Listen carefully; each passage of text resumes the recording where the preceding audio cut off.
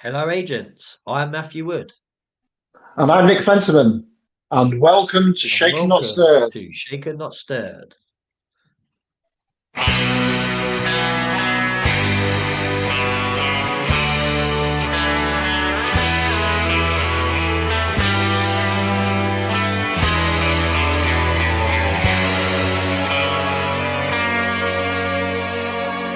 You'll be forgiven a judgment.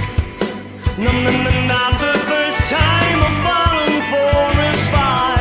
Do you expect me to talk or do you expect me to die? It's like you're looking in the mirror and changing direction. Do you feel the connection between you and I?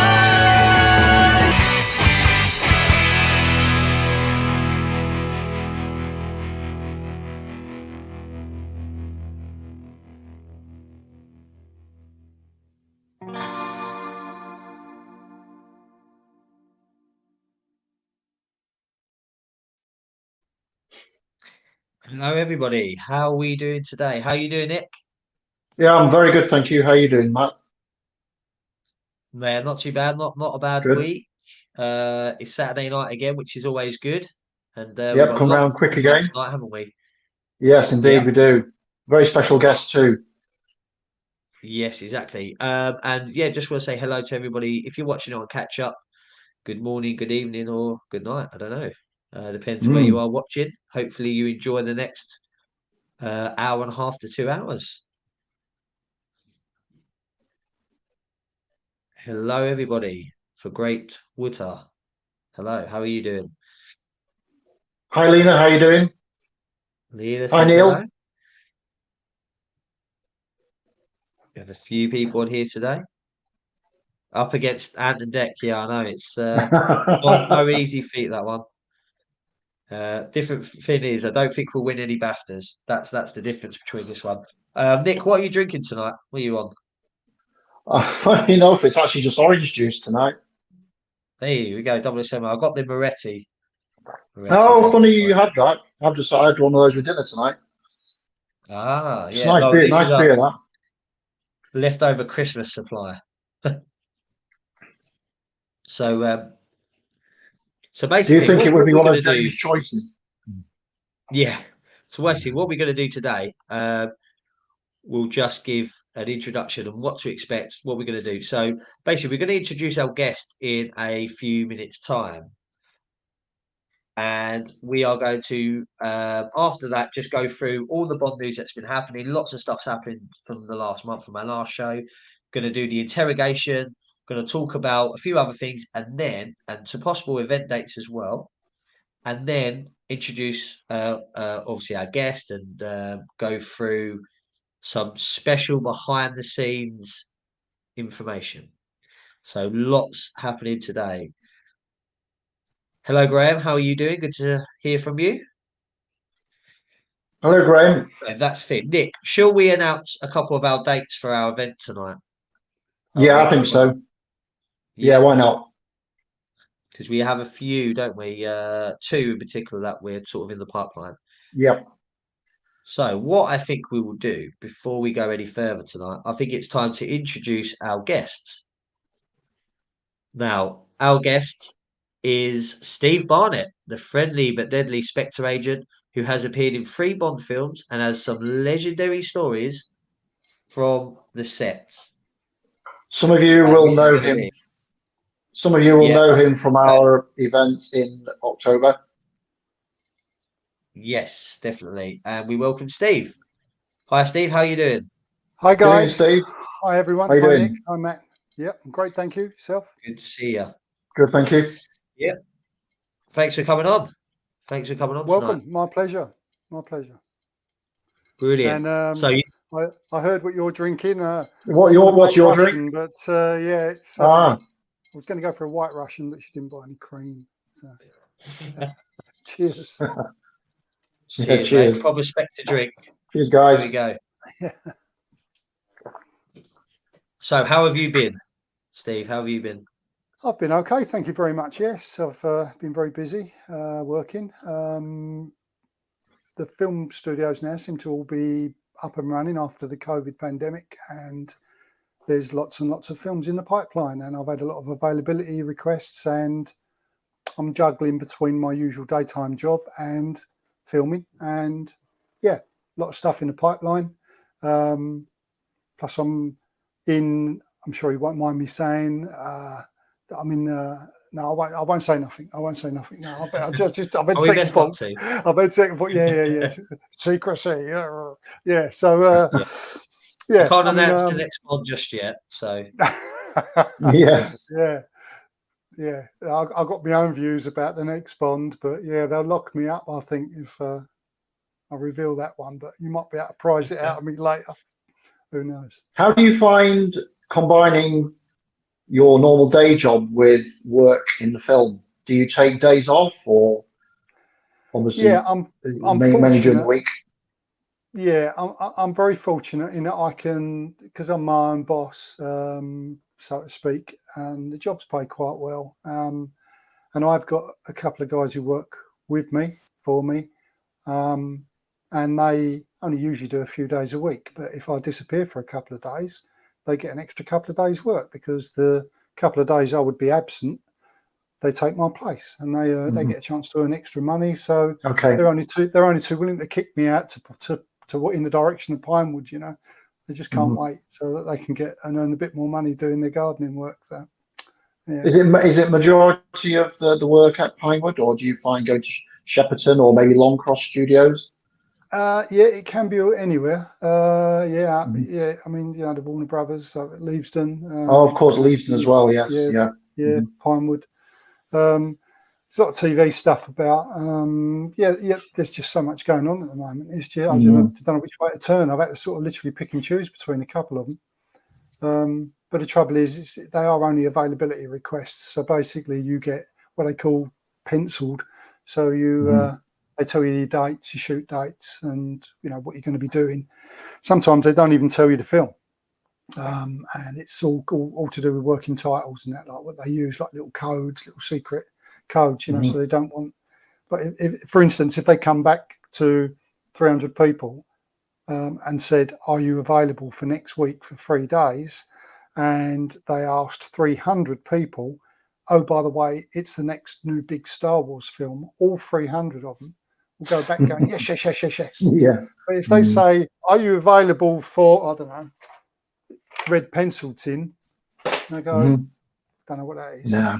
So they'll only get 10 or 15. But those 10 or 15 are people that want to work, and they don't really care. They're not in it for stargazing or, the wow factor and all the rest of it. They're just quite happy to work and all that. And that's the sort of people that they want. I've seen this on the Bond sets as well, where even on No Time to Die, there's been people that have been kicked off the sets because they're basically, obsessive Bond fans. And you can tell, and they're just like up close at Daniel Craig or Anne. They're just sort of doing that all day. And also sneaking in the extra mobile phone, no doubt. Exactly. You may have heard that story. Yeah, I mean that's one that's going around. I actually witnessed 2 guys kicked off the set for having mobiles on them. That's right. You told us back in October. Yes. Yeah. So you've seen a hell of a lot. I mean, there's a lot of stuff I have wrote down, but I never included in my ramblings from the set because I don't know, the people are still alive. And if I mention something out of turn and it mentions someone's name, I'm going to start upsetting people, and that ain't my intention. So my idea is I'm just trying to relay memories from the set, which will be entertaining to the fan base out there. And hopefully they enjoy it, and I ain't going to upset anyone by saying the things, because hopefully they'll find them either funny, sad, mixture of the both, bit of drama maybe. But some people are out and out wankers. I have to sort of mention them because they upset me. But I mean, that's only fair. So but no, generally I'm in it just for the entertainment side of it to please everybody. But the most important thing, because it's very, very easy when not a lot of us work on sets. There are, I don't know how many, for instance, of your subscribers have actually worked on sets. That'd be a very interesting thing to ask. I don't know how many have actually done extra work or are still doing extra work or supporting artists, as we're now known. Because, you know, when you do that sort of work, because there's not a lot of you, it could be easy to fib, tell a few porkies, you know what I mean, just to sort of dramatise it all and all that. But that's just not in my nature to do that. I just couldn't. I wouldn't be able to even to get away with it, apart from going red because I'm a terrible liar. I've got people that are watching this that were on the set with me. Sid Man, Clemso, you know what I mean?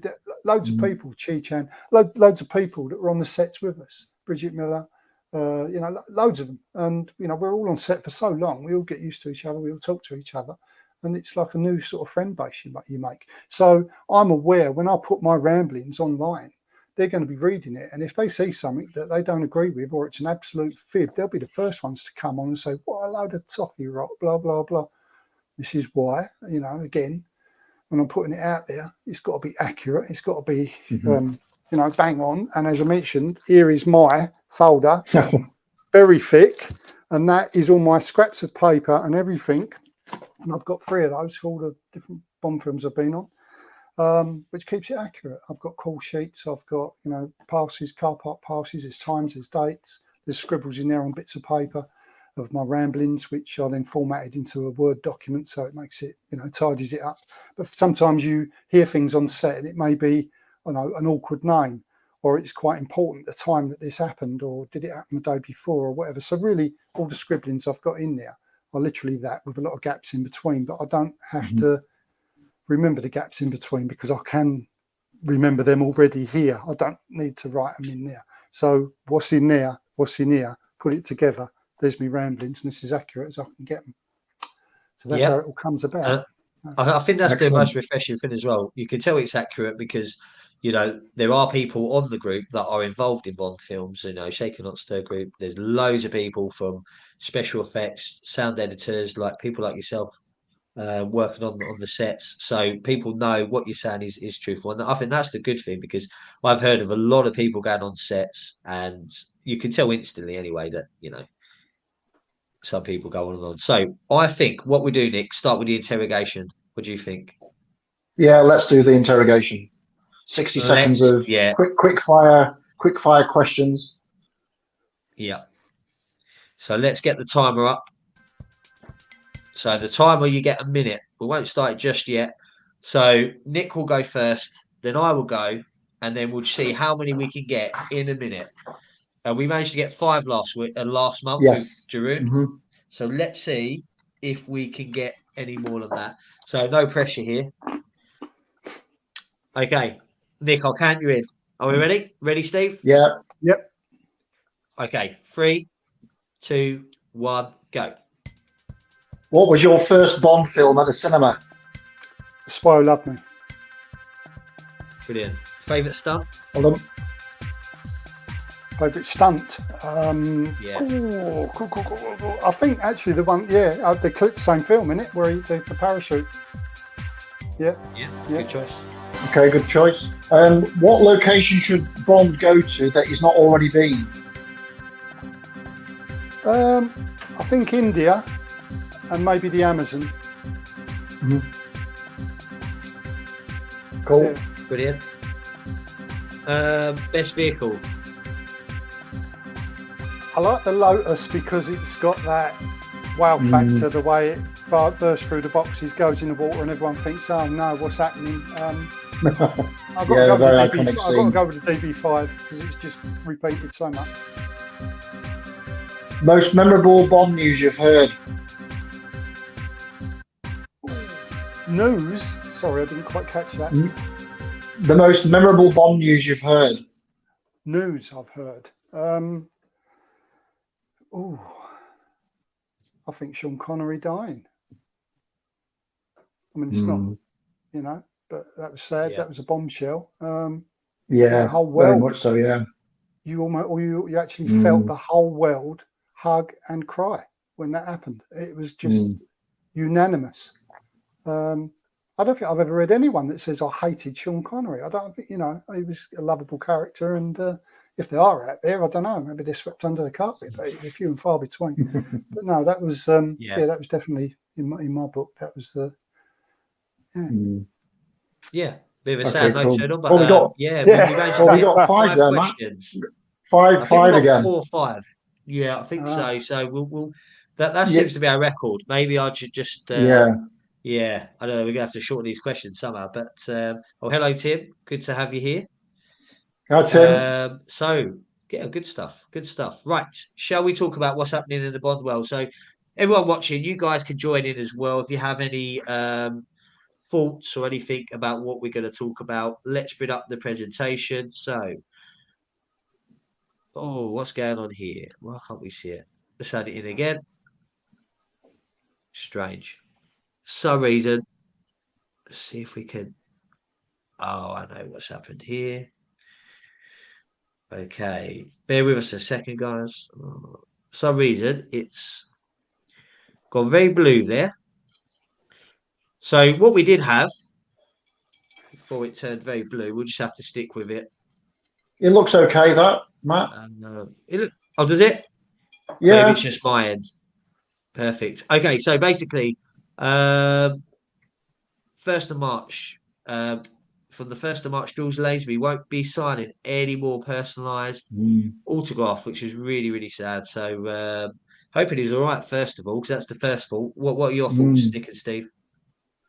I think it's just down to probably it's just signed photos with dedications he's not doing, and he'll just carry on doing the standard George Lazenby 007.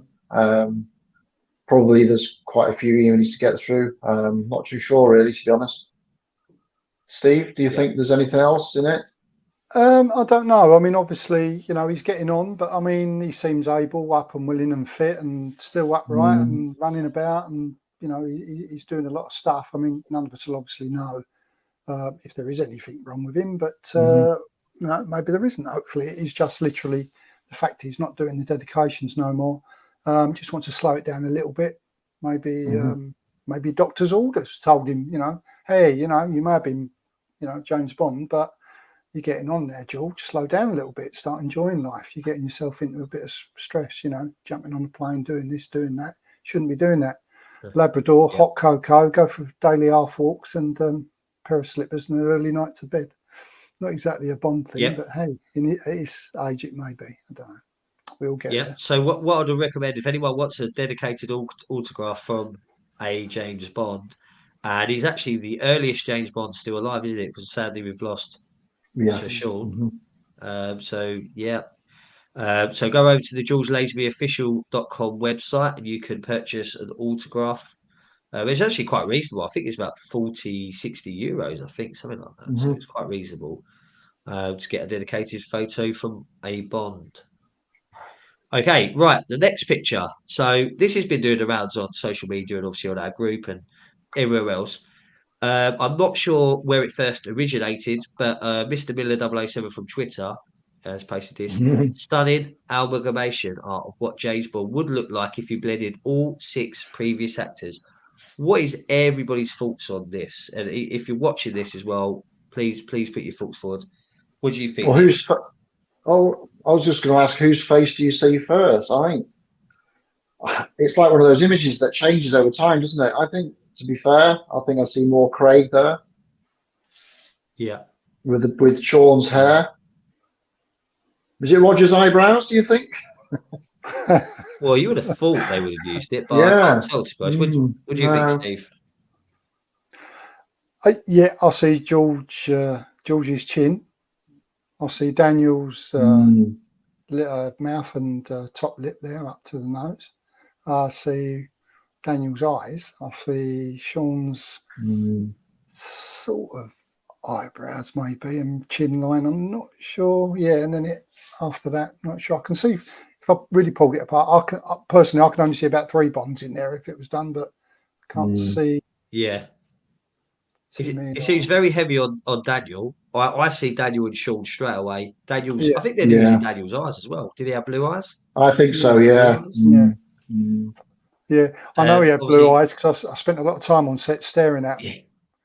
Not because I wanted to, Yeah. because I had to. They're quite piercing, his blue eyes, aren't they? They Steve? are very, actually. Yeah. A lot Yeah. of people think they've Mm. colorized it when they watch it Uh-huh. on film, but when they light him, Definitely. that I light mean, goes into his eyes. Yeah.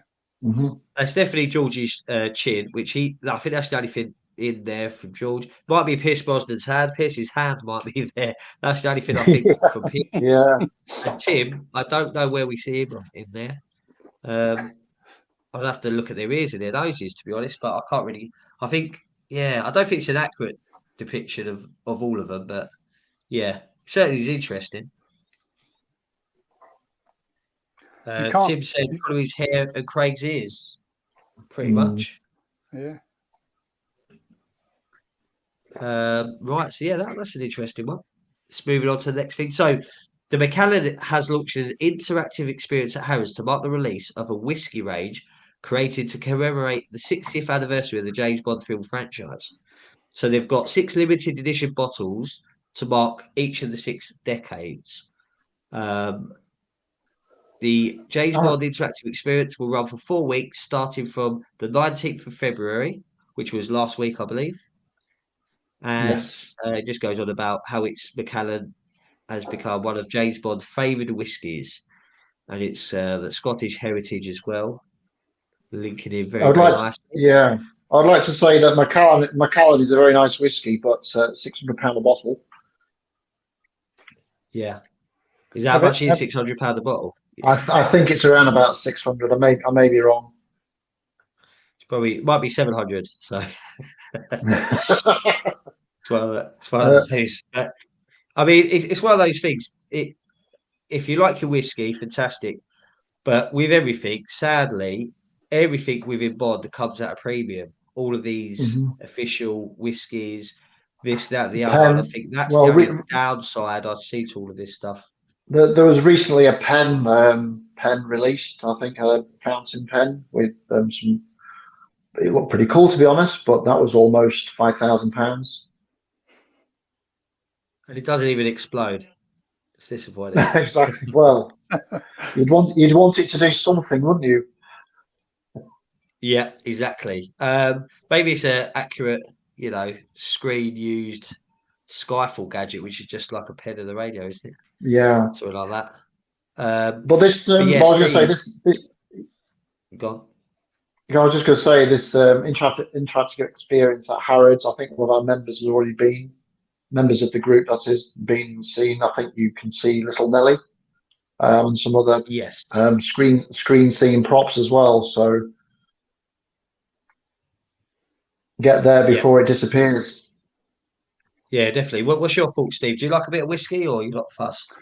do you know? I can't tolerate normal whiskey that which would be a connoisseur's dream for most people, like all the classic brands and that. But I mean, I know I'm going to do it next time I go. I only went to Edinburgh once, and I went there to go and do the underground. I didn't realise the whole city had underground tunnels in it, and the history phenomenal. Architecture phenomenal, local breweries phenomenal, but they've also got near Edinburgh Castle, and because obviously Sean Connery and comes from Edinburgh, I believe, doesn't he? There is the whiskey experience where I don't know what it is, 40-50 quid or something like that, don't quote me, but you spend about 3 hours in there, you come I out know about that place. Yeah, 3 it's feet very to good. the wind. Yeah. Now I don't know whether they would mention Sean at all, whether they've got a special blend that Sean may have liked, whether they've got one named after him or what. I really don't know if there's any Bond connection at all in that whiskey experience in Edinburgh. Again, because I'm not a whiskey drinker, I don't know, but I was going to go in there because they say even if you're not a whiskey drinker, if you go in there, you get to sample all the different whiskies that are mellow, that are mild, the harsh ones, and they guarantee before you walk out there, you will find a whiskey brand that you will like, and they will convert you to a whiskey drinker. That's their claim. That's interesting. Yeah. Wow. It's worth going just to sample them, to be honest. Yeah. It's not too Yeah. bad, is it? Yeah. I like this guy. Must be David Saritsky rich to purchase booze that expensive. Yeah, well, quite possibly. I could comment on that one. I mean, it's just based on taste. I think to me, I'm not a massive whiskey drinker, so it doesn't really bother me so much. But at that sort of price, there's no way I'll touch that. There's so much more we can. No. I mean, You know, when you think in terms of how many events we run and what price we do it for, you know, you could buy probably a few cases of whiskey or run a Bond event that, 60 odd people are going to get benefit from here. Now, this is I would interesting. also, Obviously, sorry, Nick, go on. I was just going to say, I would also say that I would think quite a lot of the people that buy it will probably be keeping it and not opening it Yes, definitely. as a kind Some of of it is an definite. investment piece as well, isn't it? Oh, of course, definitely, yes, yes. Collector's item. Yeah, this is one of the props. This is a picture from one of our agents in the field, Amalan, who fantastic support of Shaker Not Stirred is on our group. It's one of the props. I believe this was at Bond in Motion as well. So I think there are things that are there, like Little Nelly for Bond in Motion and things like that. Moving on, this one is creating quite the debate online. It's so there was an interview with Barbara Broccoli, wasn't there? I think was it on the at the BAFTA event at the red carpet, and then this Yes. lad Bible said, "Look, when's the next film started?" And she said, "We haven't even started looking for 007." What are your thoughts on this? And everybody else chip in with this because I think it's a very interesting. Apparently, it hasn't happened, but we've had everybody been linked. There's even been an Aaron Taylor Johnson gun barrel. Apparently, what's everyone's thoughts on this? Well, obviously they're taking their time. They probably are doing some behind the scenes work, to be fair. I think the thing is, if they start saying they've started, then they're going to have more speculation on speculation. So I think personally, I would hope they would announce something this year. But I doubt a lot of people actually last year were thinking that they may say something on Ian Fleming's anniversary of Casino Royale. I think it's April, isn't it? April 23rd, I think, Matt. Actually, I think it's the third. I think it's the week before. Mm-hmm. Try and get that confirmed. But yeah, I think it's the week before. Um, one of them days. I'll try and think very quickly. But yeah, it's very interesting. What's your thoughts, Steve? Um, I think I'm the only one who's in denial. I still, like the rest of the world, was quite shocked to actually see the outcome of No Time to Die, and I was actually part of it. I mean, it was all kept a very good secret from everybody. But I've just looked back on some of the more recent things. I mean, we all know that Bond has really got to up its game constantly now because you've got some pretty good action movies out there from Cruise and all of them. There's just so many out there that are just. So they've really got. I know they're trying to get away from CGI. A lot of them are CGI. We know that with Bond, we try to not have CGI because Cubby always said, if you can't do it, then don't do it because it's going to look horrible. But basically, I've watched the changes have gone on over the last 10 years or so, where there's been sort of shock tactics on the storyline of Bond in that M was killed. DB5 was blown to pieces, never to return, or so you thought. There's been a lot of like shock horror sort of tactics and all the rest of it. And then obviously Blofeld being killed. And then obviously Bond himself being killed. Oh, spoiler alert. Yeah, so I just think that it's just their tactics. They're just sort of like going along a different route, and I might be totally wrong. I'm going to get slated for this. People are probably going to put loads of things in these comments, and they're going to think I'm a nutter. And I'll probably have two men in white coats dragging me off in a minute from the side. But basically, I can see maybe wishful thinking. I don't know, but I can see things that were left behind in No Time to Die. And I can't understand why. And I've tried looking and thinking, why did they say that? Why did they leave that in? Why did they, is it a cock up? Did they leave it in accidentally or whatever? There's loads and loads of things. I mean, without going into, great detail, but I mean, Safin made a point when he was holding Matilda, and he's walking along and he's saying, some of the plants, they're there to heal, not just harm. There's plants here to heal as well. And then they made a point of letting you know that the blast doors had to be open in order to blow the facility up. And then the doors shut, and they reinforced it. You had to go back and open them again. So it really drove in on. So when all the missiles all come down, it never blew the facility up, only the bit where the doors were open. But, where he was staying was on the top of the thickest concrete bunker that had a big slope to it. You see a whiteout. It was percussion blast that knocked him off. And here I go now on a little dream world, right? Bear with me. Bond wakes up in the flowers, open wounds, all that pollen flying around that's healing, gets into his system. Nanobots get killed. He lives to fight another day, albeit well beat up and really, really struggling now, but reunites with his missus and his little one. And Safin's reasoning behind everything he's doing, that was, again, absolutely daft. There was so many loopholes in that. And you think, well, why?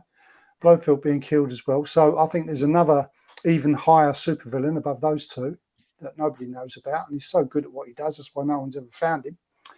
So he's the next one to enter in. Bond's nanobots get sorted, but he needs help from the wife and from his now daughter, who's now got a bit older. And it's a bit like, not Leon, the professional, with a girl learning how to use the gun and stuff, but she does. And so does the wife, and so does Bond. And it turns into a family affair. But obviously Bond's the main character in it, but because he's disabled a little bit because of his blasting, The screenwriters, they need to come in and actually do all this and all that. But I'm just laying it all down out there, in that all these signs I see that are left behind in No Time to Die is so that was part one, No Time to Die. And the clue was in the title. He didn't have time to die. He had no time to die. Part one. They can't write part one because that's a giveaway. Part two is actually A Time to Live. And you'll discover that. And that's the reason they haven't started casting. They don't have to. They know the next Bond is. There's the explosion. Right. Come and take me away now, people. Right. Well, that's it. it's There you interesting. go. There you go. That's an interesting You never theory. know. It is an interesting theory. It's a very detailed, interesting theory, which I like. Well, I mean, yeah. I just think that the main frustration is we've been waiting so long for No Time to Die. Now it's been released. It's like, right, what next? And I think we just need something straight away. This will be the second year, I think, after No Time to Die's release. And you think on average back in the 60s and the 70s, every 2-3 years. And now you're looking at, I mean, in the Daniel Craig era, sadly, after Skyfall, it was one every 5-6 years. So I can see the fans' frustration, and actually, I think we're going to lose people. We're going to lose fans along the way if we don't kind of get moving. But I think they know what they're doing. Obviously, they need to be getting on with it. I think time will tell. Maybe James Bond Day this year, or I honestly think they will have to start casting this year and then start filming next year. Like you say, anything could happen. So yeah, it's interesting. Right. I think there's a rumour of the big studios taking over as well because of the MGM fallout and this, that, the other, and Apple and Amazon and all that stuff. So if that all happens, they could be making a Bond every 2 years. So who knows? Exactly. Well, that'd be good to get back to every 2 years. Yeah. I think that'll be amazing. But I think in this current climate, with the way things are, I think on average 3 years would be nice. But I can't see a film every 5 years. I think. And I think eventually it's going to be handed over, but who knows when. And like Neil said, Giroud started a video on it. So if anyone wants to go and watch it, it's very interesting. Should he sell the rights to 007? And this is the thing. Will they? I Very don't good think question. they'll sell the rights personally because it's a family business. It always has been. But yeah, hopefully it gets handed down to Greg. And yeah. So let's see what happens. Right, moving on to the next one. So we've had a little thing on Shaker Not Stirred. And it's called Bond Vision. So Bond Vision. Our we're own watching take from of the car. Hey, Lewis. Eurovision. How's it going? Yes. Jerome says hi, everybody. Talk of the devil. Look at this. It just comes on. Hi, So Louis. Bond Hi, Vision. Jerome. It's basically, so we do these group missions every so often, every 3 or 4 months. And this is our take on Eurovision. For those outside of Europe, it is a song contest. Each country in Europe participates, and then we get votes. For some strange reason, Australia was part of it as a one-off. Don't get me started on that one. But there you go. And it's a bit of fun. So we done Mod Vision. So every member chose a song and they have to promote their song. We vote how we do in Eurovision. How's it going, Nick, on the posting front? It's been an interesting week. Yeah, it's been some very. In fact, actually, it's been a great start to the contest. To be honest, straight in the gate, Neil with his Dance Are Forever. Also, who else we have this? We had Vicky Hodges with World Is Not Enough. Moonraker with Ryan yesterday. And Yeah, there's lots of some who great else was pieces there? as well. Yeah, Casino Royale. Mark Coggins was promoting Casino Royale, and Thomas Derwent with No Time to Die, which is surprisingly got quite a few. So we're tossing up the points, aren't we, at the moment, Matt? And we'll announce the. I think we're going to go for tomorrow evening, aren't we, for the results? The results are in. Well, that's the results. And is it the top two go through, or is it the top three? Yeah, I think we'll go for the top two. And then if it is a draw, we will just send it through as well, because one of the feedback from previous missions is that people thought we had too many polls. So we're going to try and we are going to go to the polls at some point, because it's probably the better way of organising the scoring. But for now, we're going to do the Eurovision style scoring throughout the week ahead. So we've got another 4 weeks to go. Brilliant. We've got 20 left. So yeah, and then I think what we're also planning is a wild card. So right at the end, we're going to put all the ones that didn't make it into the final. We're going to put them into another.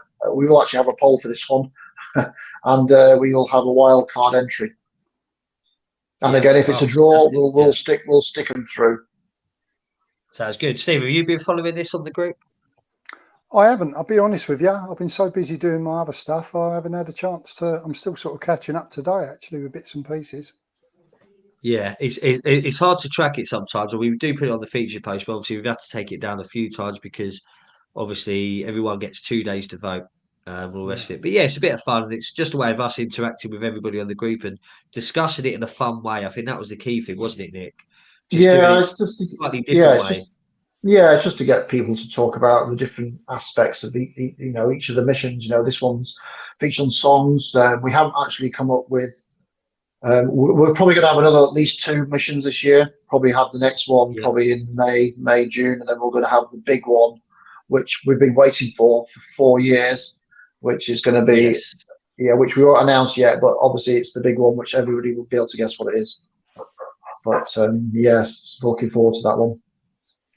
Right, okay, so shall we do the main presentation? So, Steve, are you ready for your ramblings on the set? Is everybody ready for the ramblings of the set from No Time to Die? I am. I'm going to ad-lib it. Yeah, that's good. And you got a fantastic picture here.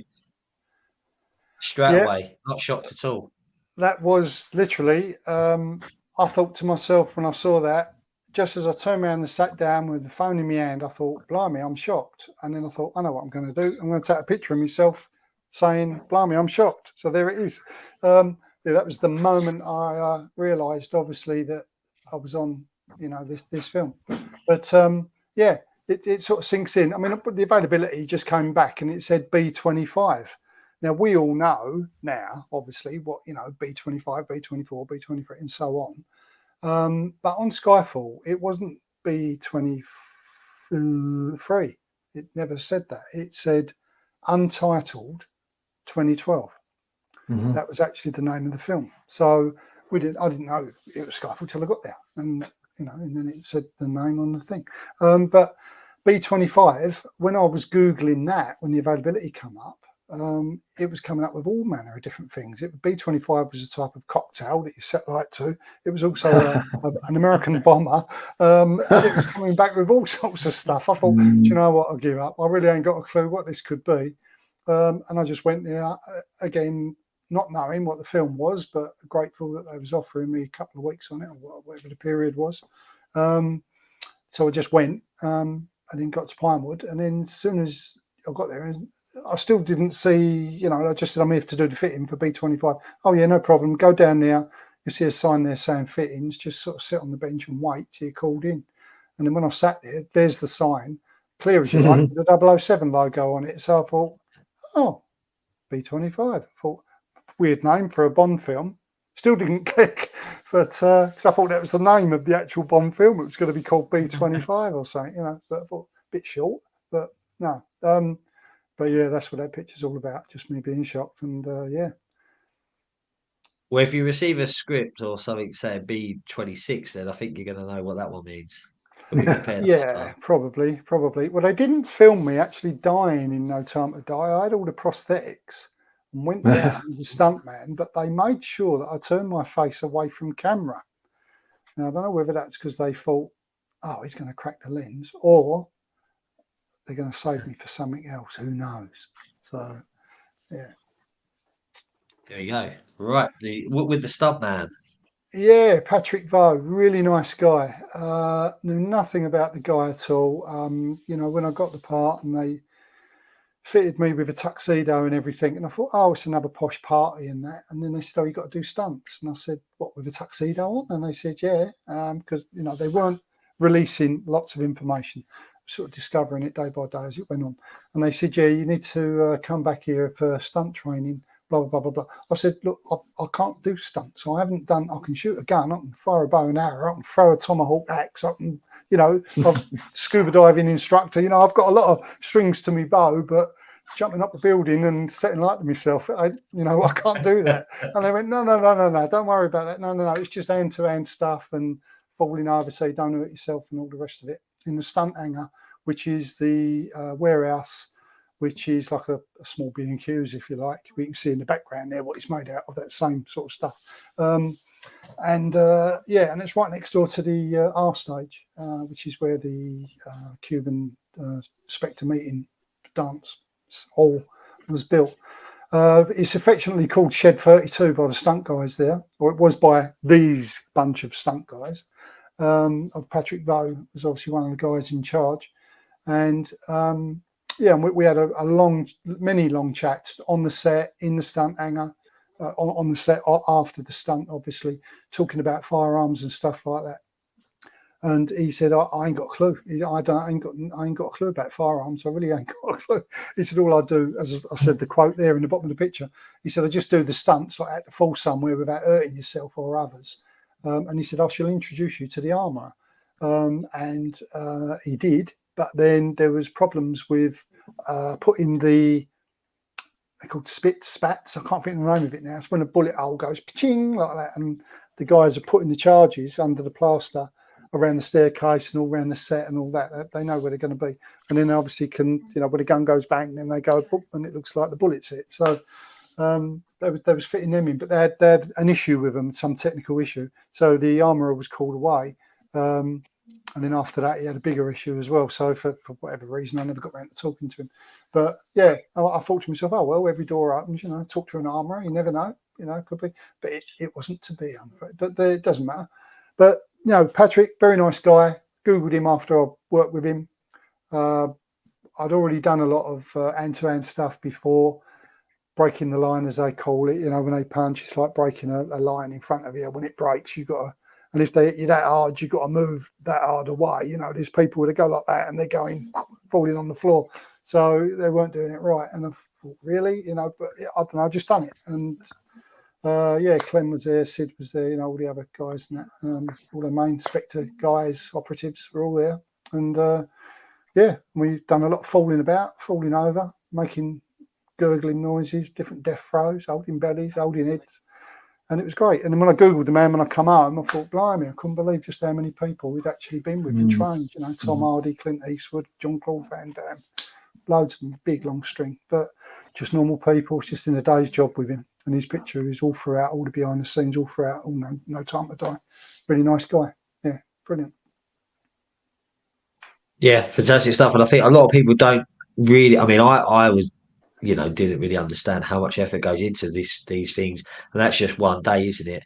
Go in, do that. And then another day, early hours of the morning, you get a fit in, you're waiting around. A lot of people just think, right, you walk straight on set, you film it, you go home. That's that. But there's a lot to it, isn't there? We're going to find out a bit more. in a minute. But yeah, this is another picture of you. Is this That's just in the another gym? shot in the shed, yeah, doing a naughty picture over my shoulder, because even though we're not actually filming and we're not on the set and they say strictly no cameras, you know that when you're not allowed to take pictures, they take the camera away from you and the phone, but obviously they didn't when we was doing this. And I think we would have been free to have taken a lot more pictures, but I just didn't want to ask.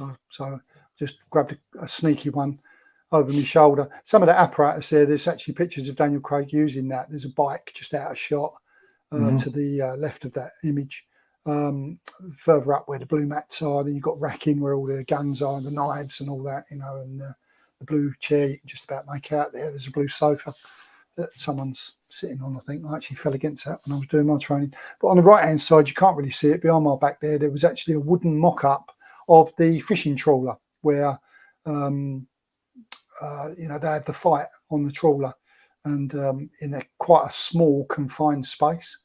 And it was quite a small space. It was like, when you've done martial arts, I mean, you refer to it affectionately as telephone box fighting, because you're literally on each other's toes, having to defend blows and fend them off and then actually attack them back and everything else. So all you've got is the ceiling to throw them against and the floor, and it's like totally different fighting. It's not like John Wayne swing from here and come at it. You know, it's there's a lot more technicality involved in it, and yeah, a lot harder. So they had a mock-up exactly the same size as the corridor and the room in the trawler and everything else, and they rehearsed to get it right. And then obviously on the day, get dressed, go on the set, there's the trawler, and then they get it all and just do it all. Yeah. Oh, that's pretty cool. Who's that guy standing there? Do you know? Just another. I think his name's background. Gregory. He's one of the stunt guys. He's one of the French Okay. stunt guys. Gregory something. I can't think of his Greg something. name. What's that Gregory blue button? something. There's like a blue button there. Oh, No, yeah. Like open a hatch or something. that's a bouncy bolt. Yeah, that's an ejector seat. No, that's that opens the roof. No, it don't. No, it's that's just a bouncy ball. It's just where you get your balance. You just stand on it when you're actually doing weights, and you force yourself to sort of balance, and it does a whole complete body workout. So if you just stand on the floor and you just went like that with weights, you'd stand on the floor just doing that. But if you stand on one of them and do it, it does more than that. But I mean, it's, you know, that's basically what it does. It's exercise. Yeah, it's a shame it doesn't open like a piranha pit or something like that. No. Could use that the next one. So was there quite a few of you in that particular shot then? Were you just waiting to do some? How many of us was in there doing the stunt? Yeah, yeah. There was about 18. Oh, okay. Maybe 20 at a push, but I think it's about 18. Might have even been 15, 18 of us, something like that. And at that point as well, were you all definitely chosen to be featured within the film itself, or were you still being kind of auditioned, so to speak? I think it was a sort of an audition as well. Yeah. I Okay. mean, we was all there. We was all there to go through the death throes, because obviously this was going to happen on the floor. Didn't matter where we was going to be positioned when we got in there, because we knew how to go and fall over. And once we'd all been trained to do that, then they spaced us about accordingly. And even though they did that, they still had, I mean, I had 2 bodyguards, because I said, you know what, because again, the information was really sketchy, you know, and we didn't know. I think it was Clem So, who was there with us. And I think it was him.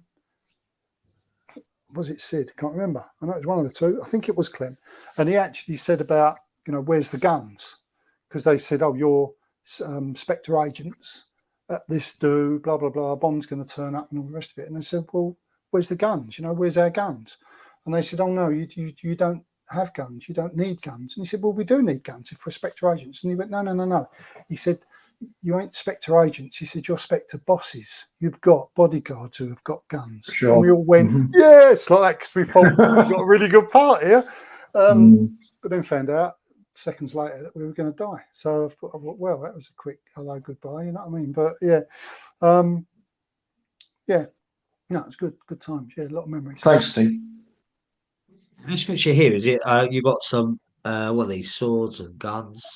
Yeah, that's just a quick. I mean, so many pictures on these. I mean, it's just an amalgamation. The one on the left there. I mean, just it's 2 different associations that they're registered for proper TV and film, safe use, sensible use and correct use of Mhm. firearms, and that is the Bear Arms Academy, and they're excellent. And as long as you are registered as a supporting artist and you wish to do a gun course, then they will take you on. And it's a weekend, you can stay and you can sort of do it. And I sort of went up to advanced level in that. And then on the sword course, done the same, but not with the same crew. The sword course was done with the British Action Academy, which is headed up by a very talented guy called Andreas Petrides, who was the stunt coordinator on Gladiator.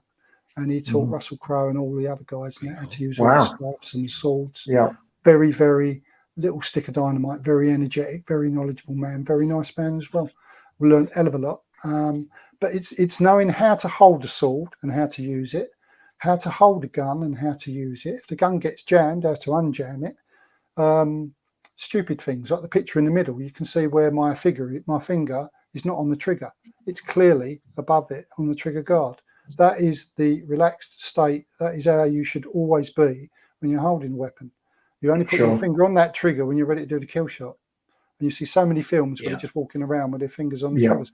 That's the basics, but there's a lot more to it than that. But you learn how to change magazines, cartridges, the whole shebang. So the idea is that if anyone ever sees you in a film, when you're holding a gun and you're using it in a film, whether they're ex-military, whatever, they can look at it and say, no, he's doing that right. He's done a good job there. He's doing it right. He ain't pointing at the guy in front of him when he walks along as a team. He's always pointing it in the safe direction. Gun's always checked. Safety's always on. He's always got the trigger finger away. Loads of other stuff. But I can talk for hours just on that, but I'm not. But yeah, but they're good courses. Interesting. Good courses.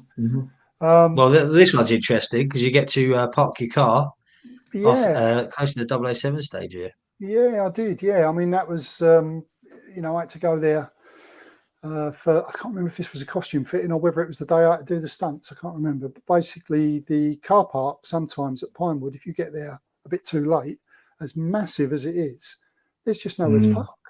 And it is massive as well. And it is very, very big. It's enormous. And it goes on past the old lodge and round at Hefton Hall, right the way up and round. And there was not a single space to park the car. I think the car park actually goes all the way around to the old orchard where some of the Carry On films were filmed. Yeah. It does, And they even extended some bits as well. And they put all clinker and stuff on the ground and made it like a temporary car park. And that's where I had to park once before when I went on the film here. But I went back to the security guard and I said to him, I can't find a parking space. And he opened the barrier, let me in, and he said, go and park next to the 007 stage. So I did. So I thought, well, take a picture. But this one, you just popped up. That's obviously shooting schedules. I mean, I was sitting there waiting to have hair and makeup, and I sort of took a picture to look at my hair to think, or to see whether I thought I needed an haircut or whether would they cut my hair. And then when I was looking at, because I didn't have my reading glasses on, and I was looking at the phone, I zoomed in and I thought, oh, what's that behind me? Advert or something. And I zoomed in to shooting schedules for the film. And it says, I don't know if you make it out on the screen here, but it's got like Matera, it's got Donut Square, it's got everything. And this was like, bearing in mind, this was like end of August that I was there. So I had the shooting schedules for the next 2 months. I mean, how many newspapers would have loved that information? Yes. But I didn't, see. What year was this, sorry, Steve? Sworn to secrecy, 2019. Okay. When it was being made, yeah. I think that's best because you have to kind of respect what they're doing, otherwise. Yeah, sure. I mean, I don't agree to taking pictures on set at all, and I've got every right to be kicked off if I get caught doing it, and I haven't. The only pictures I've taken on set are not of any stars. It don't give away any plots. It don't give it. Well, all right. Yeah. There's a shooting schedule, but you're seeing it now. Years after the film has been released. Yeah. So I don't think anyone's going to get the ump over that. So, and I have, and I always will. I've still got images that I've not released because it's of a sensitive nature or whatever, So, yeah. Yeah. Not like the person who worked on the No Time to Die. And remember this, the call sheet went on eBay, revealed the daughter. And yes. The sequence of Matera and the daughter at the end. Right. Yeah. That was doing the rounds, and I think he got the boot. I mean, I've got call sheets. I mean, most call sheets now, I understand, are going electronic. I really don't think there's going to be much paper flying about on set now. Yeah. Oh wow, okay. A lot of them had them That's on. gonna be interesting. Well, towards the end of No Time to Die, actually, I mean, I was getting them on tablets and stuff like that. Because I said to Is one that of because the of the COVID mates, as well, though? well, Perhaps, I don't know. maybe. I really don't know. I mean, it was, you know, I was sort of just making an inquiry because I was saying, like, you know, are you going to throw any call sheets in the bin? If so, what bin? Because they weren't allowed to give them to you. They couldn't stop you taking them out of the bin. So I've got all the call sheets for the days of work that I did, and that's the only reason I've got them. Is because, again, it's just a personal keepsake, where you know it's got. But there is sensitive information on it, which is it doesn't apply now because obviously, you know, it's got Daniel Craig's mobile phone number on it and things like that. You know what I mean? So obviously it don't work. Well, I don't know. I might give it a go, maybe. I don't know. But yeah, I've got all of them, everyone's mobile numbers and contact details and everything. So you know, Just don't put them on the group because otherwise, no. I don't think it's just purely for the duration of while the film is being made, Yeah. so that people can contact each other. It's just a matter of. I could imagine they change their number regularly anyway, because I could imagine Yeah. they will keep the same number in case, you know, you never know. They probably have burner phones. Yeah. Yeah, yeah, that would be very apt. Yeah, I mean This is the Piano words. Man rehearsals. Yeah, right. I mean the picture there is self-explanatory. That's the outside of the set of the El Nido, the Cuban dance hall. Very cleverly, the wall opens up. That ain't meant to. It looks like a big door opening there, but obviously when that's closed, all you see is a wall. You can't see a door there, but they have a great big door there, so they can get all the big stuff in and out, forklift trucks, stuff like that. And obviously the outside of the set, all you see is a bit of plywood. Inside, it's all finished, plaster and stressed and painted and chandeliers, and you know, it all looks real. It smells real, tastes real, everything. Knock on it, it feels real, everything. Piano Man rehearsals on our stage. Yeah, well, when we was there doing the rehearsals, we had just like tracksuit bottoms on, and they're saying, "Oh, you're going to be here. Bond's going to walk in here. This is going to happen. That's going to happen. There's going to be gas, and someone's going to shout gas, gas, gas, and da, da, da, da, da," and all that. It never went down like that anyway. But they were still sort of like making it up as they went along, I think. But anyway, we were all just positioned, and we all just sort of done stuff, just rolling about a little bit, getting dusty and dirty and everything else. But all the time we was doing this, there was an extremely large. I think he was African. I'm not sure. I heard him talking, and he didn't sound very, you know, what do you want to do? You know, like that. You know, like sounded African. You know. So, and he was leaning sort of like that, and he had this hand like underneath that arm, and he was going ding, ding, ding, ding, ding, ding, ding, like all the time. And then I couldn't see any tuning key or nothing like that. And he was just going ding, ding, ding. And he's watching. And then every time Patrick Bowe, the stunt guy, was talking and giving us direction, he would stop playing so he could hear him. And then when we do the bit and all that, he'd go ding, ding, ding, ding, ding. And then Patrick would start talking again and he'd stop. So I think he was just really being nosy so he could take it all home and tell everybody what's going on. Yeah. Oh, that's interesting. That yeah, that's quite funny. I mean, this scene in particular, though, when Nick and myself, we held an event, didn't we, at the Iron Duke, and we had one of the background artists like yourself attend. And I said we had a chat with him before we went up and said, look, you know, best not to talk about No Time to Die. Don't give anything away. And he went, okay, but before we do go up and do it, I just want to say, well, the gas comes down and this happens and that happens. And we was like, he was, wasn't he? Yeah. Yeah. I mean, I think it was great, but at the same time, it's like, yeah, sometimes, you know, you need to keep the mystery alive a little bit more. But yeah, no, it was interesting, though, very interesting. Yeah. So here we go. I mean, Pointy haircut, my yeah. CV. Yeah, I mean, the images there is of Patrick Bowe again, which I was talking about earlier on. It's just proof there that, you know, he's on the set behind the scenes, he's stunt coordinating everything, overseeing everything, making sure it's all working right. And then just a couple of pictures there of some of the brief, you know, a couple of other people that he's been with. The guy's got a CV and a resume that goes on forever and ever, like a toilet roll. I mean, it's incredible. He's got so many famous people that he's worked with. But he doesn't look upon them again as being famous. He's professional. It doesn't matter if it was me or if it's James Bond. He talks to you exactly the same. He gives you a complete tutorial for everything you've got to do, lets you do it, comes and corrects you if he needs to. says it's either good or not or whatever, and like, well done, bang, and then that's it, and off you go. So yeah, but I stayed behind on the stunts thing because he said, "You are finished." He said, "We're wrapped on this, on the stunts, like when we was rehearsing." And Clem, he actually jumped in his car and went back home because I think he lives in the West Country somewhere, so he had a bit of a drive. So he missed it a bit. He didn't miss a lot, but I mean, you know, a few other people just disappeared, but we sort of stayed there and we done some extra bits and pieces, a few extra moves, and you know, disarming with weapons and bits and pieces and all that. Yeah, but we didn't get to use it on the set, but just interesting to hang about and do it. And yeah, it's all free. Why not? So, but yeah, Absolutely. nice guy.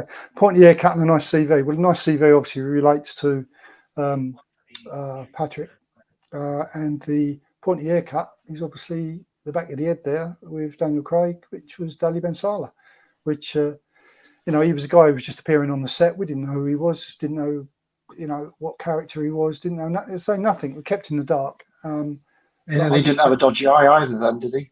No, he didn't. No, there was a funny story with him on the set because I was standing quite close to him, where all the baddies were against the stage. I was literally right next to him. I was next to Elliot Sumner, which is the girl that had the John Lennon blacked out glasses, and she had a couple of Uzis under her thing, and then Dali, and he was willing to chat, you know, he knew what he had to do and all that, and there's a hell of a lot of hanging about, as there always is. Got to reset a camera, reset a light, move a reflector, whatever. So Dali Ben Salah's there, and he sort of looks at you and he sort of gives you a wink and a smile and all that, and you ain't supposed to talk to him because you know that is classed as harassment on the set. You can understand that, especially if somebody up here is trying to rehearse lines, you know, and they're walking through it. And when I get to there, I've got to say that. When I get to there, I've got to say that. He's going, oh, hello, I like everything you've done, blah, blah, blah. The last thing they want is that. So they try and stay professional. And yeah. So anyway, and he had this eye, and they had a couple of them. They had one for close up with all the detail. They had another one which was basically a lump of plastic, like a Kinder egg. And they had a little thing that it sat on, a little holder, and he dropped that and it broke and it needed super glue to fix it. So you don't know that, but the little thing's got super glue when you watch it in the film. But yeah, and anyway, and the eye is meant to come out, and then it's like a Peter Sellers thing because they kept a bit of it in the film actually, because people were kicking the eye about when it came out in the dance hall. But I think you only see a couple of people kicking it. But I mean, genuinely, people didn't realise, and they were actually accidentally kicking this thing about. And it was like a game of football at one point. But I mean, they weren't. It was because people were all doing this, falling about. There was feet shuffling everywhere. So this eye was like ping pong. It was just going everywhere. And then he finally recovered it, and he said, "Christ!" And he looked at me and he said, "I'm really glad." He said, "Because that could have got broke and all that. Because now he spoke to me, I can now talk to him.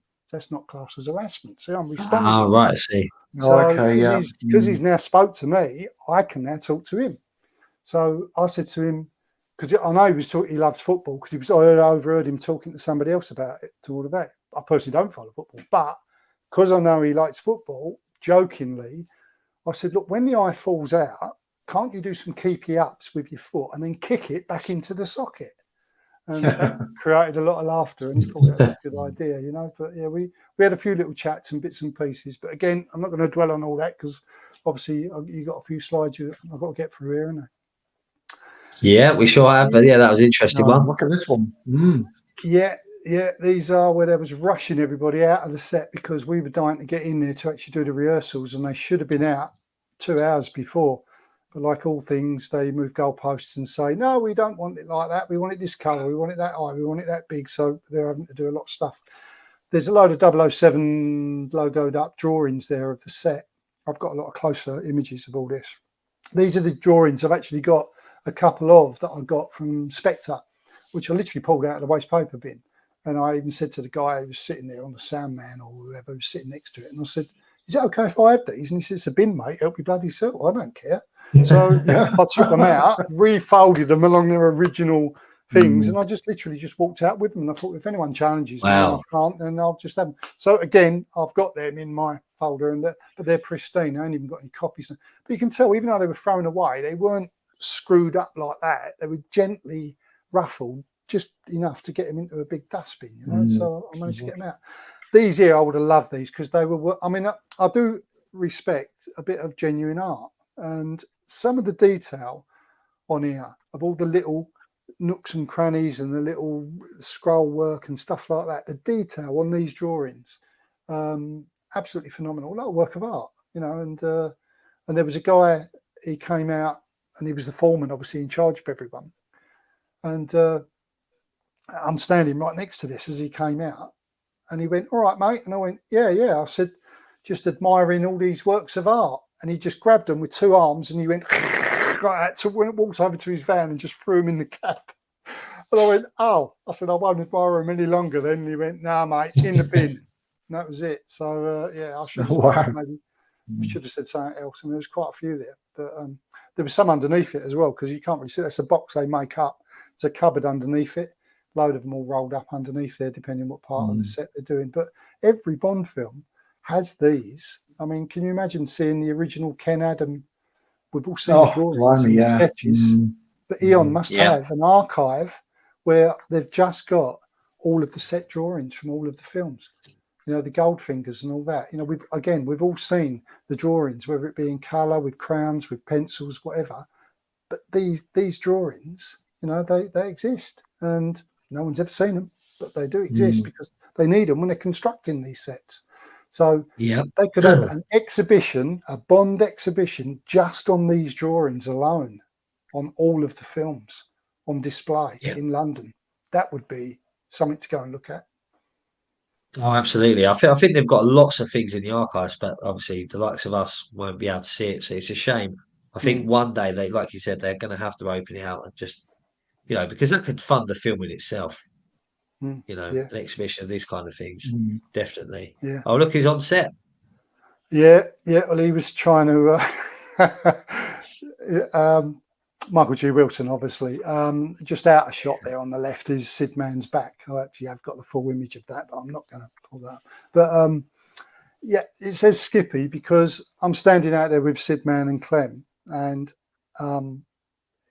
he wanted to get on the set, which is behind him, and he approached. There's a massive door, which is like, it lets off alarms and everything and goes up like a massive big roller shutter. You could drive an Arctic lorry in it. That was down, it was shut. There was a tiny little single doorway made out of steel, which was closed, just out of shot behind him. And he thought it might be open. So he went up and with his fingertips, he tried sort of prizing it open, and it was locked. And then Sid Man said to him, I think the stunt guy, Patrick, is doing a walkthrough with the director on the set. That's why they closed all the doors and that. And he went, "Okay, thank you very much." And he had to then walk down the length of the studio into the corner where the other door, main door, that is to go into the studio from the other end. And then off he went. And because I had my phone out and I was sending a text at the time, and I thought, I got my phone in my hand, there's Michael G. Wilson standing. It was just too much. I had to do it. So boom, and I got a nice image of him there. But and then old Sid said to me, "Did you get it? Did you get it?" I went, yeah. And I showed him the picture, and he went, "Oh yeah, you have to send me a copy of that." Blah blah blah blah. And then because Clem walked in and he said, "What's all the fuss about?" And I said, "No fuss." I said, "Well, just Miss God, you know, Mr. Eon himself, like, you know." "Who?" And he said, and then I think Sid went, "Only Mickey bloody G, that's all, you know, like blah blah blah blah." And he went, "What, him?" And I went, yeah. And he said, "Oh," he said, "I thought he was here to get the skip." So he thought he was the skip man, come to take the skip away. So that's why it says Skippy. It just reminds me of the story. It was fun. One of them had to be there moments, you know, but we just couldn't stop laughing for ages. We thought Michael G. Wilson was the skip driver. I mean, to be honest, he'll be retired if he was. I think he's in his mid-80s now. And Tim just says, he really is getting old now, which is a shame. Is he going to carry on? Is he going to hand it over? That's the question. Well, this is it. Yeah.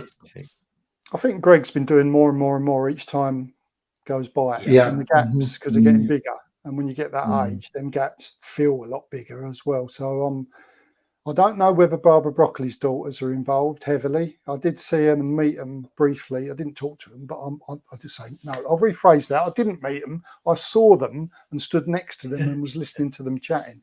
And they didn't seem the type that would want to carry on the mantle. I may be wrong, but you know, Greg obviously has been a part of it for many years, and he knows Cubby's original.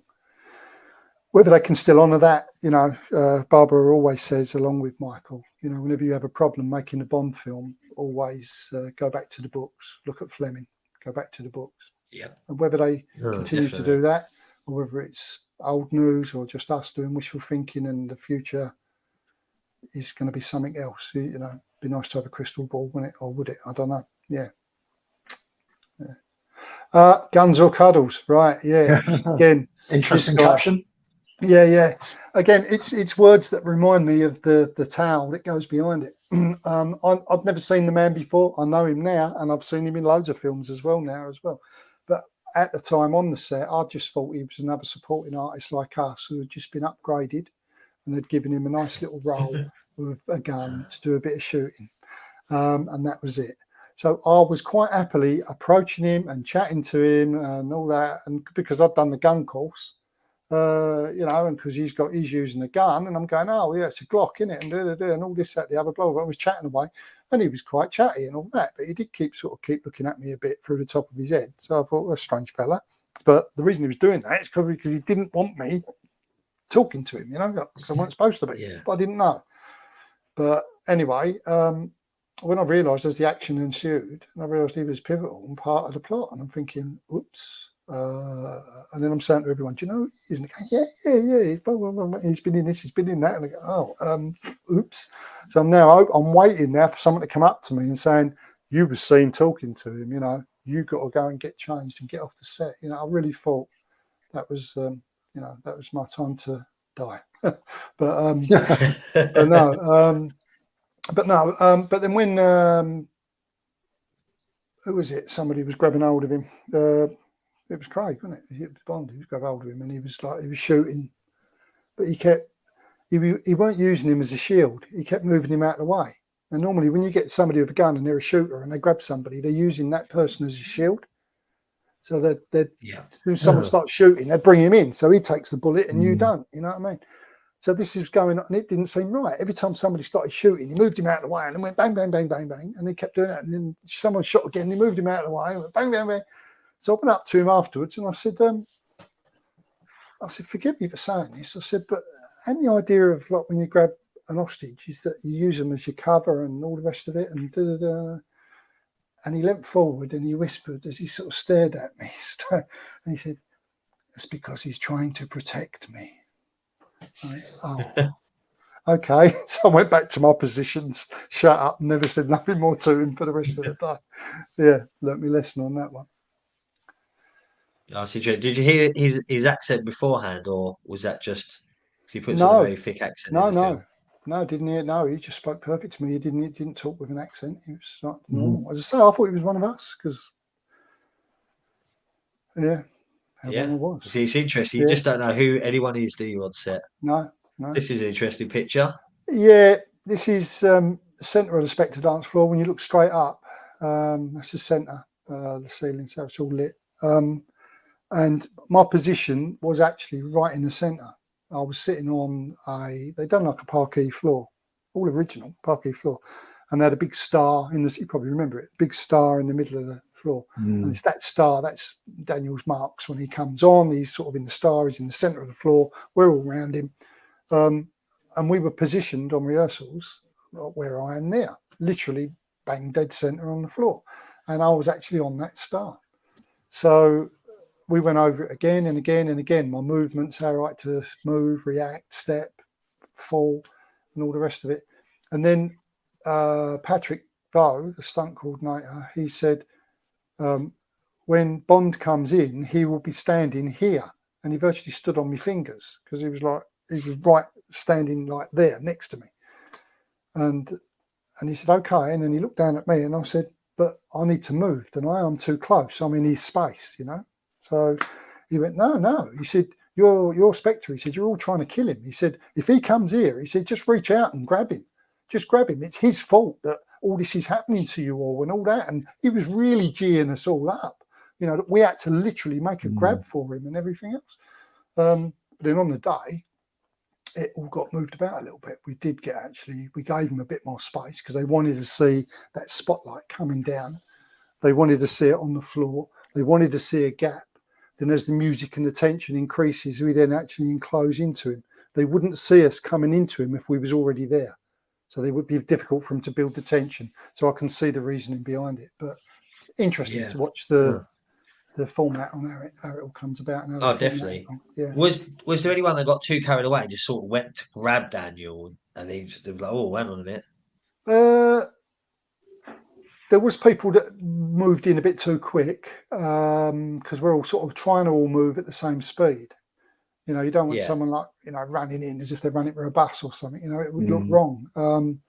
Again, it had to go. Obviously, we can't hear music. There was music. We did hear music earlier on. There was a Cuban music with a live band on the stage, but there weren't no dramatic music like dun dun dun, you know, like the soundtrack. You know, so we couldn't hear none of that. So you just had to imagine like how many clicks, how many beats, and all that, and how fast you would go. So yeah, a few times the ADs, like, you know, assistant directors and runners and all sorts, was asked to come in and either move somebody or move them out of the way. Yeah, and there's the picture of. Sorry, Steve. Who directed that scene? Who was the AD for that one? Do you know? The AD. Good question.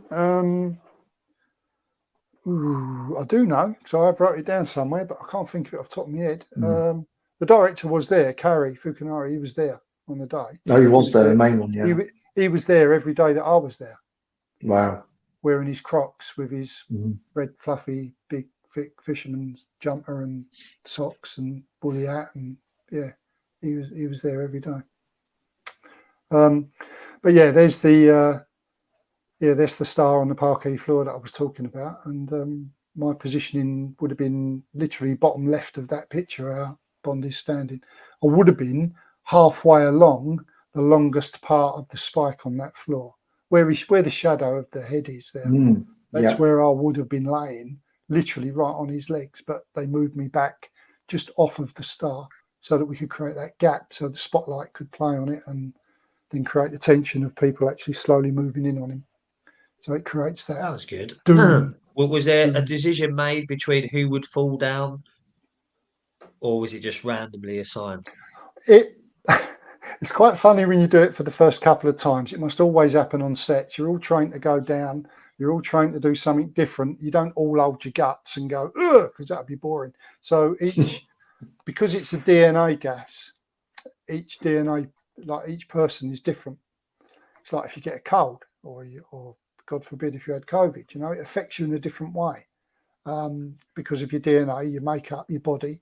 If you've got a low immune system or a strong immune system, you know, some people would just get a cold, some people would be bedridden for 2 weeks with exactly the same virus. So this gas is exactly the same. It's a DNA gas. It affects all of us differently. Some people immediately would come straight out in blistering that would burst and they would bleed. Clemso was one of those. And Sidman was close to it as well, I think. I was getting there, but weren't quite bleeding. It was about to go bang, but it didn't. We all had different states and different stages, and all different areas of the face or body was actually exploding and erupting. And likewise, because there was different areas where the makeup was applied, you know, prosthetics, and many hours in the chair as well to put all that on. You know, very, very clever, very, very artistic. But apart from that, we had to all act differently, and all we had to all die differently because of our unique DNA makeups. You know, some of us would just have an incredible headache and go straight down on your knees, and then your bodyguard would come over to you rushing and like, "What's the matter? What's the matter?" And then you'd look up and scream and go down to one side, and then they'd help you to the floor.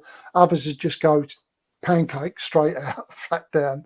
Others would just scream and grab hold of the bodyguard and like shake them and saying like, "Help me, help me, help me." You know, each one of us had a different thing to do. Okay. You don't see it all because it all happens so quick in that scene, but you realise something bad's going down. The camera's changing. It's like here, there, here, there, here. If it went here, stayed there for a little while, then went here, stayed there for a little while, you'd see a lot more of what I'm talking about. But you'd probably lose some of the tension. Hey, I'm not a director or a cutter or whatever. You know, they know what they're doing. Timing's all important. But yeah, very, very interesting. Again, to watch all the process. Spiky definitely. G-clamp Really good scene. shoes. Yeah.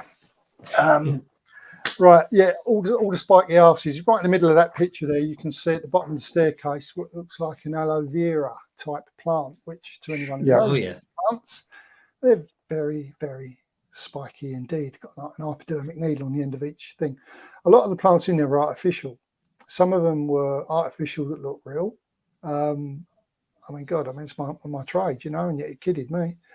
And yet when I stood there, my first position when I went onto this set, I had a bodyguard who stood next to me in between the white chair and the statue-y thing you see there.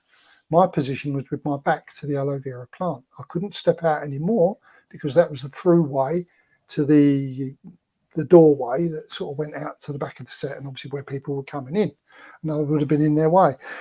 And every time I moved an inch, it got me. Bang, right up the backside, this big spiky, horrible. I feel like I've been machine gunned at the end of the day. G-clamp shoes, that's where they basically just got the shoe size wrong. They were a size 11, they said, but I think they was made in out of Mongolia or something because they were like 8s. And honestly, they are the shoe on even. It was just way too tight. I didn't even have them on for an hour, and I had to really start, reinforcing my complaint and said I need to get these shoes changed. They've given me the wrong, and then I had to go and change them. That's all that one was. Oh, that's interesting. That, but yeah, that's another fantastic scene as well. At the end of the other one previously, coming out and the firefighting shoes. Actually, there's a great bit of soundtrack that goes on there. Obviously, he was unaware at the time because the soundtrack they do afterwards. But yeah, lots of action happening in that scene. And here we go. You had a dancer as well. Yeah, I did. I had a dancer on my lap. I mean, she wasn't the dancer, but she was dressed exactly the same as that. I mean, I actually edited that picture because she's actually cuddling Chi, but I didn't want to put Chi's face on here uninvited because he might not have liked it. So, but anyway, it was just there to just show you how scantily clad they were, but they also had quite high stiletto heels on. You can see a girl in the background just about with stilettos on, standing still there. All the floor was broken up. There's a lot of detail in that scene, wasn't there? There's a lot of people spread out, obviously with dancers everywhere. Yeah. I mean, she came up to me because they've been standing about. I mean, we were aching because we're standing about all day, standing up, and moving about. We're not really walking too much. You do get stiff pretty quick. Just holding a plastic martini glass with a pretend bit of ice in it, I had an arm ache. She just come up and said, and I offered her my chair. I actually managed to get on the chair, one of those white wicker chairs on the set. And I said, would you like my chair? And she looked at me sort of a bit sideways and she said, this is going to sound really weird. She said, but would you mind if I sat on your lap? And I sort of looked at her, what? So she said, no, there's nothing. She said, because the stilettos, I don't want to take them off. She said, but if I sit down in that chair, it's too low. She said, and I can't sit on the arm because it's wicker and it's too thin and I'll break it. So, but your lap is about the right height and I can get up and sit down from that sort of height a lot easier than the chair. I went, yeah, okay. She sat on my lap straight away. This is how good they are on sets because they don't have none of that hanky-panky and, touching from either sex, whatever, it don't matter. But they're looking for the welfare of everybody all the time. Yeah. And they're on the ball. As soon as she sat on my lap, every runner, even the director, everybody from all directions, they surrounded us. And it was like, what's going on here? And she said, she put both hands up to them all. And she said, it's okay. I asked if I can sit here because this is too low, blah, blah, blah, blah, blah, blah. And everyone relaxed. Wow. They looked at me and then gave me a big wink. And, and that was the end of that. But it just shows you they're on the ball, because they won't tolerate any of that at all. And did anyone get kicked off the set just out of interest? Yes, they did. Yes, there was a case of someone who said something. Excuse me, I just got to swallow this. Yeah, it's fine. Yeah, there was a. I don't know the exact details, so I can't obviously go into any detail. But I know sure. Inappropriate things said to one of the girls, and she mentioned it to the ADs, and then that was it. Boom, gone. No good. Yeah. It's good they're looking after the welfare of people. Yeah, definitely. They don't want. They want the girls to be, dressed in next to nothing and to feel, do their acting to the best of their ability and not feel belittled or looked down upon or frowned upon or being touched or any of the other crazy things that people want to try and do. So no, it's good. It's good that everyone respected each other, and it was all it's good thing to do. Now, this story leads on to a question Leader's got. Did you get to mix it with any of the Bond girls? And this picture comes up. Very opportune. Yeah. Well, she, again, you're not allowed to talk to them, but I only found out afterwards that she was Cuban. Again, I didn't know who she was on the set. I mean, she was a rising star even at this point. I mean, she hadn't done some real big blockbusters, had she, before this film? I don't know. Had she? But I think she's probably shooting Knives Out at the time. Knives Out. Released. But again, I'm so naive, I just thought, oh, it's a pretty ex, I can see why they pulled her to one side and all that. I just think it's just a loveress, but I haven't talked to her just in case, because I learnt my lesson with the last one. So I'm watching, and then when I noticed she had earwigs going in, and then Daniel Craig come in opposite her, and he's putting earbuds in, and she's going, and he's going, and I thought they're talking to one another. This is no, she's part of the cast, right? And I was positioned probably about as far away as you're looking at that picture, actually. I'm literally a leg and a half away from her. And whilst this is going on, this is why they're listening to Blofeld's speech, and they're listening on the earpiece to the chatter going on with the agents and stuff, and Blofeld come out over the speakers. It's my birthday party, blah, blah, blah, blah, blah, blah. And they're saying Blofeld, and like, oh, Blofeld's here, or I can hear his voice and all that. And meanwhile, while all this is going on and Blofeld's doing the speech, the band on the stage, Cuban band, salsa, whatever, doing their thing, and there was a lot of cut, go again, cut, go again, cut, go again, about 5-6 times, and a couple of times, and then she sort of looked at me, sort of went like that, and sort of went off and got her marks again, come back, done a bit, put the thing in. Oh yes, whatever the words were, and it cut, go again, and she looked at me, and she just sort of went like that. And every time they went cut, go again, and she looked at me, there was something new. And then on about the 4th or 5th time, I'm just sort of standing there, and I'm just sort of smiling as I'm just like looking, and I'm just waiting, because we didn't have to do nothing. We weren't in shot. But we had to still stand on our marks, and I'm just standing there, just watching. And as she's fiddling about with the wires on her personal player that she had, which she was hiding down behind the pillar there, or behind the chair behind the pillar. And she's fiddling about with the wires and all that, but she's listening to the band on the stage, which the music was quite loud. And it was because it was like that. And she's standing there, and she's doing this, and doing a bit of a dance. And then she sort of looks up and she sort of smiles at me as she's doing it. And I thought, right, that's it. Ana de Armas has just danced for me and nobody else, because when I looked round, not one other person was watching her. It was just me and her for that moment, for those couple of seconds. And it was nice. Yeah, that's pretty cool. That's pretty cool, isn't it? I know it's 2 days before my birthday, 9th of October. Yeah. As it says, rubber Spectre ring. Obviously, if you're falling about everywhere, you're going to scratch a ring up. Not any good on the camera.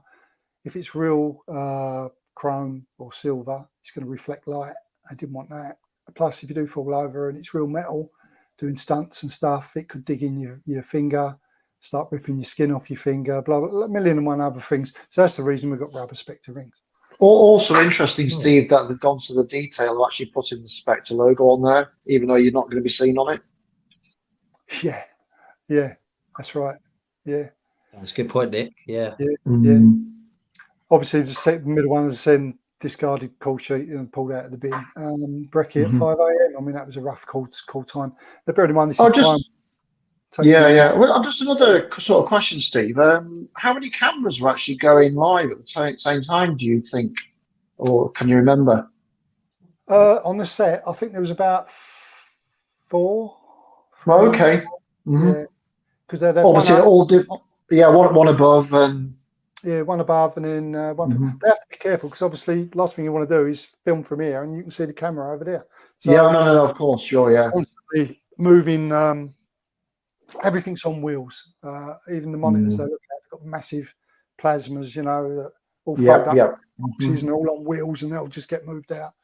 But then sometimes the cameras, they might want a tracking shot, which means they'll bring in a wheeled pneumatic, 4 wheels, and have a camera on that, and then they'll push it along. What 2 or 3 of them will be responsible for pushing it. One will be responsible for stopping it. Another one will be responsible for winding the dolly, which is the arm on the thing, with the cameras on the Yeah, end. sure. Yeah.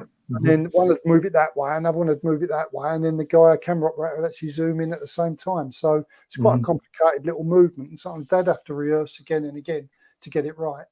I was quite amazed on the technology on the set, though, because there was a guy came in, and Kari Fukunawa, he looked up and he said, "Those cans," Roger, whatever his name was, he said they're a bit too bright. He said, can we tone them down a bit, and maybe we could put something up on this one here. And I thought, blimey, that's going to take a bit of while. And then this geezer, he had like a harness like around his neck where he had his tablet, and he could sort of position the tablet by sort of spinning it over, and then it just rested against his chest. And I was standing right next to him, and he put his finger on it, and he swept a page over, and it was all sliders, really busy. And before my eyes, he just went like that, and all the lights went, they died down, and then he went like that, and then one come on, and then he went. And Oh, wow. Tablet. I mean, the whole lighting up there was all controlled by tablets down on the floor. I thought they'd physically have to get a man up there to actually hoist a new light up, or change a light bulb, or put a filter on it, or like the old days. But no, all done by a tablet. I was quite amazed by that. It's probably run of the mill. I mean, again, I'm a dinosaur when it comes to keeping up with technology on the set, but you see things sometimes, and it's like, yeah, sure. a bit of a wow factor, Definitely. Excellent. What's going on here then? So another bloke that looks like Mickey. Yeah. That's when Daniel Craig walks through the blue room. There was blue room, and the yellow room is where Anna went through. That was the room that I was sitting in talking to Mickey, and the other side was the blue room. And there's a guy walking about, and he had like this sort of like military uniform on. And I thought, he did half look like Michael G. Wilson. He really looks like Michael G. Wilson. And he walks past, and he'd like give you the grimace that he does. It's not a smile, it's more of a like that.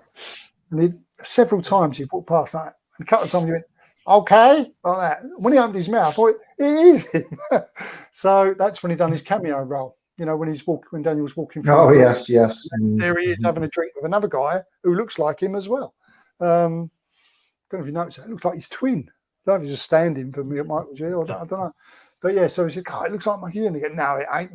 Because as soon as he said like, all right, or okay, or whatever, and it just like one word was enough to know it was him, And sorry, the centre is reserved here. That's again what I was talking about with Daniel Craig when I actually they moved me out of the way a little bit and said, "No, it's reserved. Who for? Me." And then he came in, So yeah.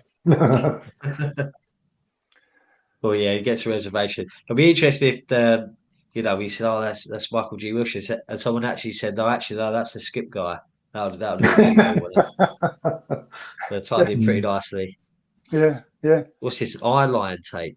I won't dwell on this one because honestly, this can go on and on and on. It's very difficult to talk about. It's very difficult, even in images, to try and explain. I mean, I've done what I could on that by putting arrows here, there, and everywhere. But basically, and I mentioned earlier on, you said about Daniel's blue eyes, like, aren't they really piercing blue? And I said, yeah, I know, because I've looked into them a lot. The bottom image there, that was my view. That's where I had to stand, and I was his eye line. Because the camera, I've actually got a separate picture for this, but we probably ain't got time for that. But the camera, obviously there in that bottom image, is where it is to get that shot that you can see on that bottom image there. But when they move the camera out, my position is where the camera is. So that means for his eye line to continue, when they move the camera out to a different position, left, right, wherever, his eye line has to pretend it's still looking at the camera. So the camera is now me. So when I was repositioned, he had to stare into my eyes. I had to stare into his eyes because that was the positioning. That was the camera continuity. That's where I had to be. And that's what all these images and all that text, it tries to explain, and it points out where he is, where I am. The middle picture there, you just see a little yellow arrow. That's me underneath that arrow, which is where the camera is. And as you can see, he's looking straight at me, barely, you know, in the middle of that Mm. middle picture. But on the bottom one, he's looking at the camera, which is the same positioning. And then, so that's it. I won't say no more about it. It was just an eye line. That was just because I had to stare into his eyes for, I don't know, half a day, take after take after take till they got it right. And because he kept smirking at me and smiling and stuff and putting his tongue in his cheek and stuff like that, just trying to make me laugh. He's terrible on set. You're trying to be serious and thinking he always wants to try and get you to laugh. When he wants to do it, he's a very serious actor most of the time. But when he wants you to laugh, he'll get you laughing. And then I said to one of the ADs, I said, you know, this is getting awkward. Like, keep staring into his eyes. And he said, yep. He said it could be a box of chocolates or a bunch of flowers by the end of the day. So he's like, but yeah, no, it's quite, again, good memories. Yeah. Yeah, it's a very memorable scene, that one. And it just goes to show how much effort gets put into one scene where you're standing there for hours looking into Daniel's eyes there. So yeah, well done for everyone pulling that one off. Yeah, this is another one where they used me as an eye line. I'm out of shot here. You're basically the starer of the crew, aren't I you, know. really? Yeah, I don't know why. I mean, you can see, you know, that's the back of Daniel's head, obviously, and he's looking up in the air. I don't know what, 12 foot, 14 foot, whatever, at their two faces, Elliot Sumner and Daly or Primo coming downstairs. But I am round about the middle of his neck, just out of shot there, right? That's where I'm positioned. I'm round about the middle of his neck. If you can see right through his neck, that's where I was. And yet I was his eye line for that scene. So that's why I say the camera lies. I think, how can him looking up there and yet I'm down here? And it didn't. They know with the lenses they use and all that, they know what looks right and what looks wrong. Yeah, sure. I just did what I was told. But again, he had to look at me again, you know, on that bit there. And that was another little eye line thing. That was a quick one and all, though. He only done it twice and then that was it. It was in the can. It was an easy shot to do. And the one on the right there, that's just another area. That's about where I stood. I think it probably says that on the text. I can't read it. But yeah, I stood, because you can see that's the same staircase going up. Where those birds are, roughly, those statues, that's roughly where I stood. And that's right. Yeah, tall man fell asleep, and as I lead on its back, let me know when they put you back on the payroll. That's what it says. Yeah, that's right. Yeah, that's one of the producers as he grabbed his arm. Yeah, that's interesting. Here we go. Your view again for a few hours. Great shot of a lot of the other people there. I see a lot of people I know on that one.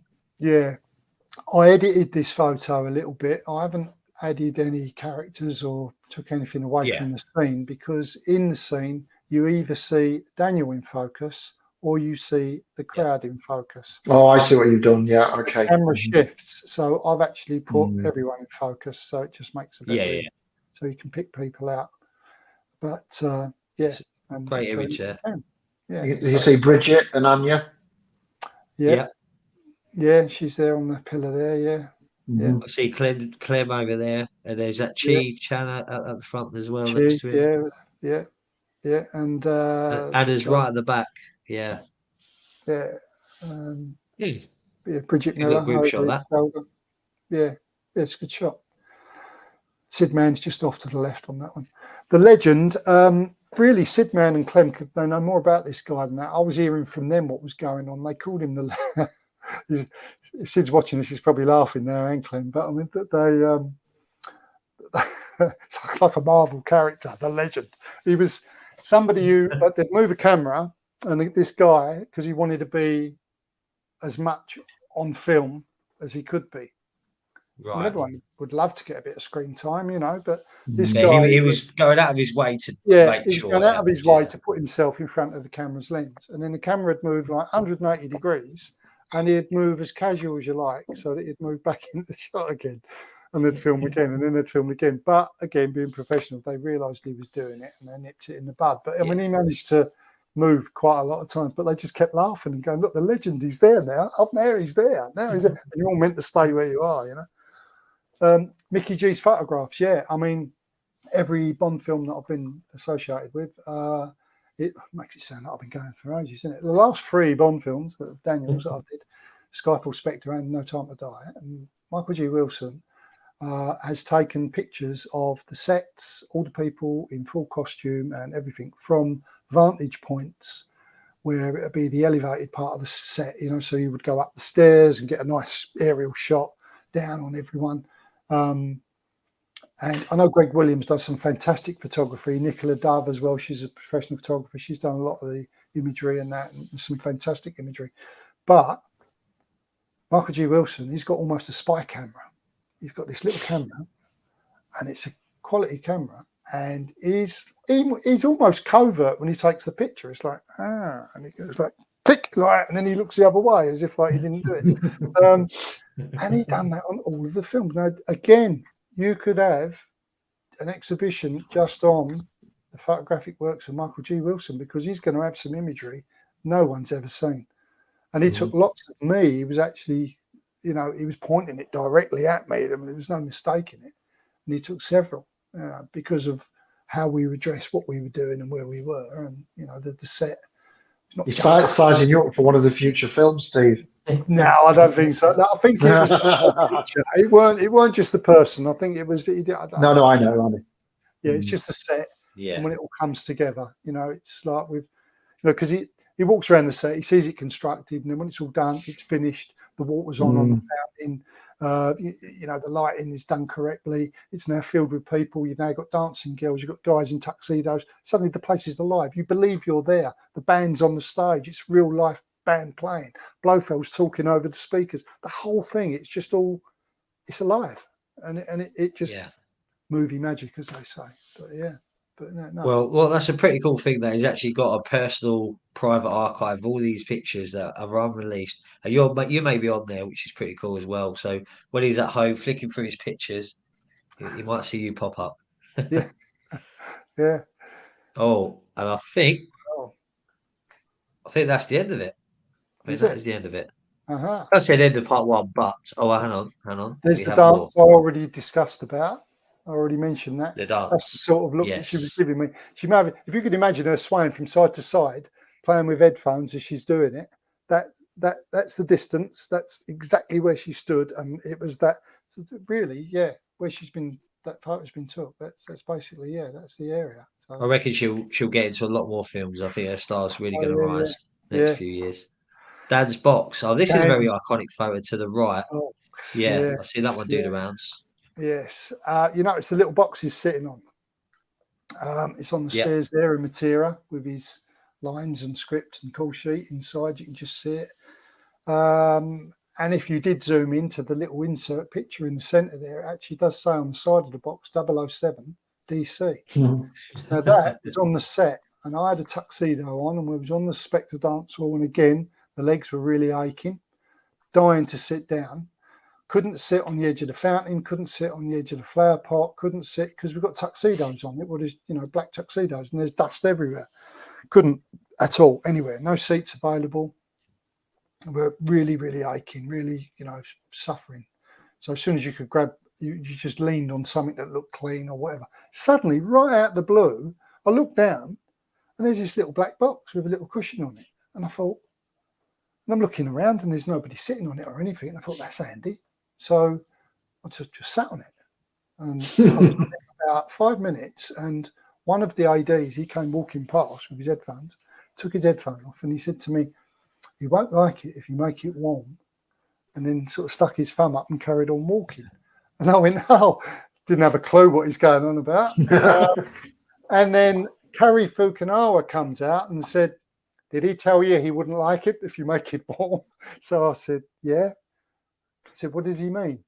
And he said, "That's Daniel's chair." And I went, "Really?" And I thought he's winding me up. It's a wooden box with a little cushion on it, you know. And I went, "Really?" I said, Where's his name then? And the button for the does it shoot flames out and stuff like that? And I'm laughing at him, and he said, "No," he said, I'm serious, and all that. So I said, "Where's his name then?" And then Daniel Craig's voice said on the other side. When I looked up, towards me, and I got up, turned it round, and it said DC 007. I went, "Sorry," and he went, "No need to apologise. Like, easy mistake to make." And then he sat on it, put his headphones in, and and that was it. But that's Dan's box, and it went everywhere with him. It was on the set in Pinewood. It was in Matera. It goes everywhere. Mm. Yeah, can we have the band, please? Yes, the Magnificent Five with their backs to the stage. Yeah, they hold position despite some very loud Cuban tunes. Again, just repeating the old stuff there on the tunes. I say, you know, Daly's on the left of the picture there. I had a joke with him about the eye. The other guy next to him didn't really have a lot to say. The guy in the middle who's holding the thing, he's been in a lot of films. Oh, can't think of his name. What's his name?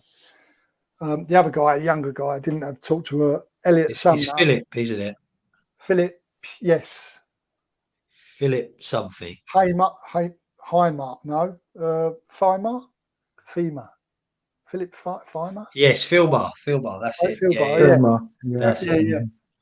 And he done that all the time, walking around with that. I mean, that's the one where the egg fell off the holder and had to super glue it back together. But it was actually balanced on that. It weren't, and he done a very good job walking around, like holding it and balancing it and that, you know. And then, and after he'd spent some time doing that, and he was quite close to me and sort of looked at me as if, like, you know, waiting for a response or a hello or some sort of conversation, you know. He was asking for something to be said. It was one of them moments. So I just said to him, I said, expert balancing skills with the thing. And he said, why, thank you.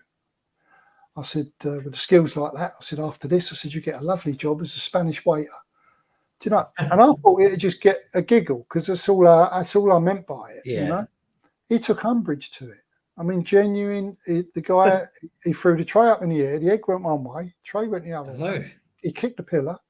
That's all I fucking need. He said, somebody like you giving me career advice, blah, blah, blah. He went into one. Yeah.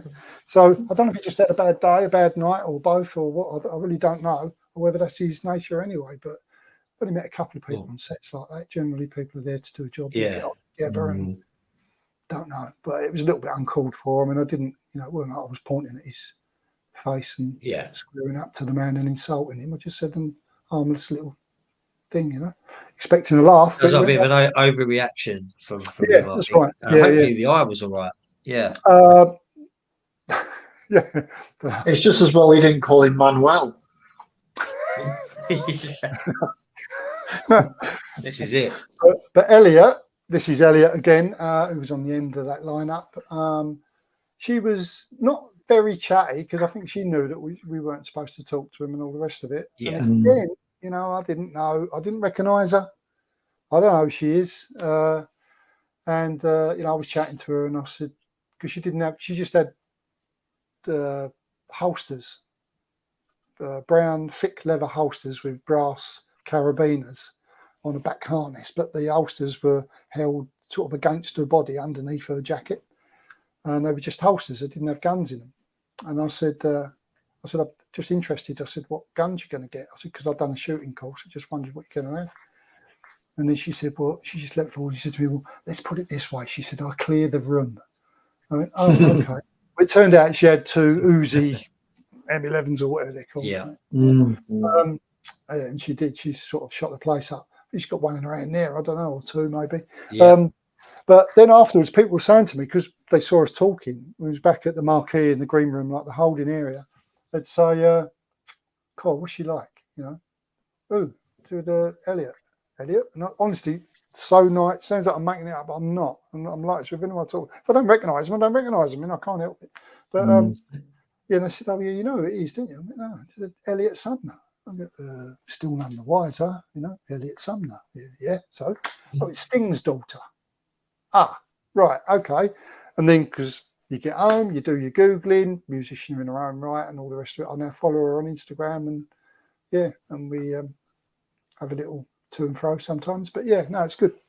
But yeah. It's good. There's like a mix between Blues Brothers and John Wick there. Yeah. I could have given her a much more of a role actually, because she was quite energetic. She was really up for it. You know? She, like Anna, she could have had a much better part. She could have even had a one-to-one with Anna. You know what I mean? It would have been a girly. Actually, that would have been pretty cool. That would have been good. Yeah. Here's Dally again. Yeah, there's Dally with his CGI. Yeah. But Tim just said it could be Men in Black or Reservoir Men in Dogs. Black or Yeah, it could be Reservoir any of Dogs. those. Mm. Yeah, definitely. There's Danny. No Time to Die, literally. yeah. He's the guy who was on the left was the shaved head. He was Patrick Medione, I think his name is. He's a famous French stunt guy. He was my bodyguard on No Time to Die. Oh, He's okay. had to help me down to the ground, and then he pulls a gun out and then makes chase with Bond. And it's a funny story actually, because he makes chase with Bond, right, and then bang bang bang bang, and he only gets a few steps and gets a few shots off. Then he gets shot, right? So he goes down, and then Dally then is in hot pursuit with his gun, and Dally's got on the set the dark glasses on, so he's trying to run across a dimly lit set with bodies everywhere, trying not to stand on anyone's hands or feet or whatever without looking like Mr. Bean, trying to run out of this hall and chase Bond and shoot him. And as he's running, this Patrick Medione, the guy with the shaved head, my bodyguard, he was laying there dead, supposedly, and really, really hard. Dally actually trod on his calf muscle, and he let out the No. biggest scream you've ever heard in your life. He literally woke the dead. He sat bolt upright, and the smell of Whitehall soil could be smelt on the set all afternoon after that. But yeah. Your position again. Let's talk about that scene again. Yeah.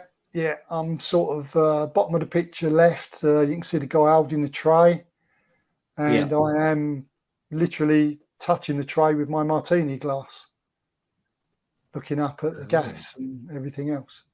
And that's again the position in the thing. Oh, there's Sting again at the is that the Royal Premiere? It is. That's the that's the premiere that we've got to go to. And Elliot recognised me on the red carpet and like, oh hello, and come up. And bear in mind, this was like, COVID time. You weren't really meant to be touching and stuff and all that. And she came up, gave us a big cuddle and everything else, And there she is on the right there, firing the guns in the Shed 32, the old stunt hangar next door, going through some different things. And and then that really sums up the No Time to Die stuff at the set at Pinewood. And then obviously this brings us round to the Pinewood Rambling, which is a very quick one. Obviously, it's only a one pager, I think. And this is when we had the Bond 60th anniversary at Hefferden Hall at Pinewood Studios, where there was a walk and everything else, and it's done by raffle, names pulled out of an hat, and I was lucky to go. Second time I've been to Bond Stars event.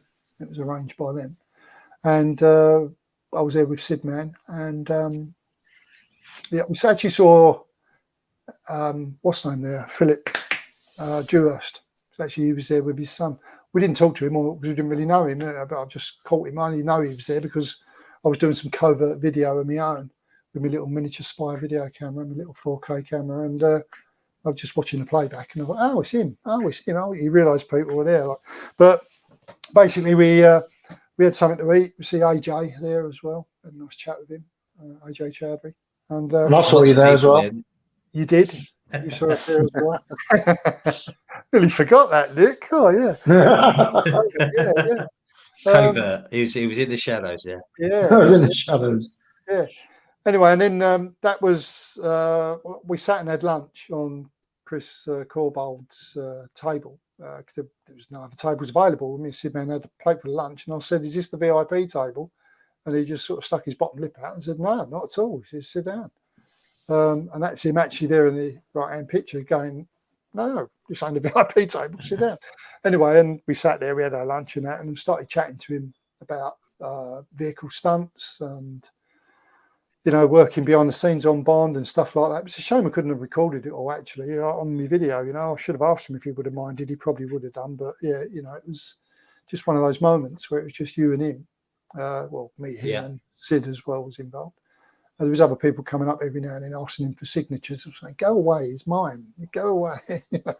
And then I remembered that I took a couple of my damaged DB5s that I purchased, and I had a gold Sharpie pen, and I said, "You wouldn't mind signing this car for me, would you? And he went, no problem. And then I realised I had the other one in the bag, and I pulled it out and he went, oh, you got two. So he done both. So I've got two damaged DP5 signed by Chris Colburn, who's the man responsible for putting the damage all over him. But he also let on to us a little story that I'd never heard before. And he was telling us about the original stunt for this car, which we all know now is to be Donut Square, which is going to go down in history as a real good one, where it spins around, shoots everything up and makes his escape. But originally, the only escape that he could do out of that Donut Square, instead of going fast and then having cars following him like happens in the film, he was meant to frantically go down roadways and all that, trying to look for a way out, and all the roads were blocked to him. And the only platform where they were doing heavy work up on the second or third story of an house was they've been having like dumper trucks going up there, so it was quite substantial. And he just goes up that, and he hits cement bags as he goes up, and there's dust flying everywhere. He was quite descriptive when he was describing this. I'm repeating his words. He said, and then eventually he goes round and he drives across the apex parts of the rooftops, the strongest part. And there's roofs caving in behind him, there's tiles falling in and everything else. So it's a bit like the motorbike over the bazaar thing, in Skyfall. But this is being done with a car. Eventually, he gets to a weak point of the roof and it crashes through, but miraculously it survives and then speeds off out through a thing.